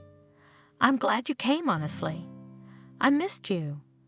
Always thinking about that crazy Christmas night. Whoa, whoa, whoa. Hugs, kisses later, place your order. Let's pick something not too heavy together. I have to watch my figure." Yes, Emily's figure was in perfect shape. She became even more slender, flexible, and her acrobatic caresses drove Harry crazy. He realized he could hardly go home to his wife and children. Finally, about his beloved, with the God-given woman herself, and let her be a stripper if she liked it. Let all the men look at her, drool and die of envy for the one she is alone with every day. And he, well, yes, he'll be jealous, but Emily is no Abigail. There'll never be peace with her. And someday they will come home, live as a family, and no one will stop them from being happy. The happiness lasted for 6 months, then Harry ran out of money, and with it his love for Emily. Harry began to hint that it would be a good idea to return home to a place where he could earn money and provide Emily with the lifestyle she needed. Back home. Back to you. My home is here, Harry. I've got work here. I've got money. I've got fame. And what's out there? But I told you, I'll work, I'll provide for you. With what? Vegetables to make soup, laundry detergent to wash your socks. You see, darling, I'm used to all this squalor. I can't stand the thought of this house. No, don't ask me. I'm never going back there. But what are we going to live on? I've got nothing left, and I can't get a job at my social status. So come back, Harry. They're waiting for you at home. You won't be homeless. You won't be unemployed. Don't go whining about how you can't do it without me, and you love me and all that. I've heard it, but I've never seen it done. Well, I've seen things that don't make a man look good. You betray your own too easily. Will you betray me too? Emily, if I betrayed, it was only for your sake, and to betray you, my beloved, how can you imagine such a thing? Exclaimed Harry, wringing his hands. I can imagine it very easily, darling. Yes, you sort of love me now, but only because I haven't turned into a pet chicken. The minute you see me in a kitchen apron and old slippers, you'll start looking for another ideal. Don't shake your head. That's just the way it's going to be. Emily waved her hands in the air. You won't walk around in slippers. We'll have a housekeeper, a cook, whatever you want, promised Harry. I was surprised at how pragmatic his beloved, who had seemed a model of carelessness and frivolity, had suddenly become. The housekeeper? I'd have to pick up her slippers, and you'd have to finish your lunches. How much is your salary? What's your alimony? What are we gonna use to rent an apartment? Or are you thinking of throwing your family out on the street? Or is your mommy gonna welcome me with open arms? Harry, come back here and get some perspective on real life. Emily, but what about then? What do we do, tell me? Harry felt a cold sweat run down his back. What kind of us? What kind of us? Wake up, there is no us. There's you with your problems and me with mine. I'm staying here because I don't see any other option. I suggest you go home and live a normal life. That seems to be the only option too. And mind you, darling, I make a good living, but I'm not going to support you. I haven't gotten to the point where I can pay men yet. It was the end of all hope. Harry still tried to persuade his beloved to leave, tried to find a way to stay in Turkey, but both these options were equally unrealizable. Realizing that he had no money left, only for the return trip, he began to pack, to Emily's great joy and relief. Don't you love me at all? Have you ever loved me?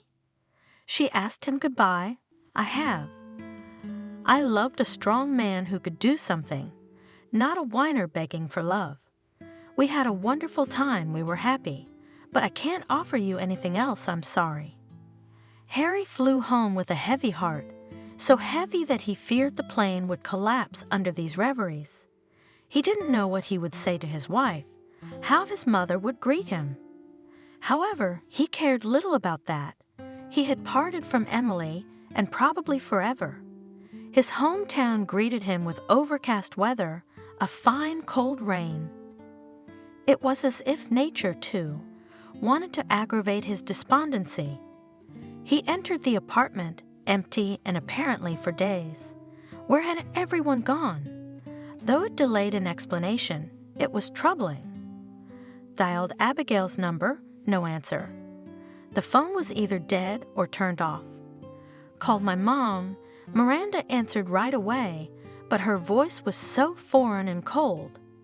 Harry, where are you? I'm home, Mom. Where are you? Where's Abigail and the kids? Where did you all disappear to? We're not in the habit of disappearing. I'm in a sanitarium until the end of the month, and when I get back, I'd hate to have you home. Abigail? I don't know, but I don't think she'll be very happy to see you either. I'm sorry, I have to go to my treatments. Wow, his mother gave up on him. His wife probably didn't either. He didn't have his mother-in-law's number, nor did he want to go to her. Abigail might be there, but he didn't want to talk to her in front of witnesses. Neither did being in an empty apartment. He went out, wandering at first without purpose, but then he saw the house where Mason lived. He decided to visit his friend to find out how things were going at work, and maybe he knew about the changes in his family. Turns out he did. Abigail and the kids were at Mason's house. It was a real family idyll. Mason and the kids were playing on the floor. Abigail was sitting next to him. Not many people paid much attention to Harry's appearance. "Abigail, I'm back. Why are you here?" he asked his wife. "Because I'm with Mason now." Calm as ever, Abigail replied. "I filed for divorce." You betrayed me?" Harry couldn't believe what was happening. "Consider it so, if it makes you feel better. Mason has been more of a father to our kids than you have been in 6 months. Go away, Harry. We don't want to see you." What was there to do? Harry came home without lighting a light, sat in the empty, uncozy, and cold room. That was it. The beloved abandoned, the mother turned away, the wife gone. What's left? Loneliness.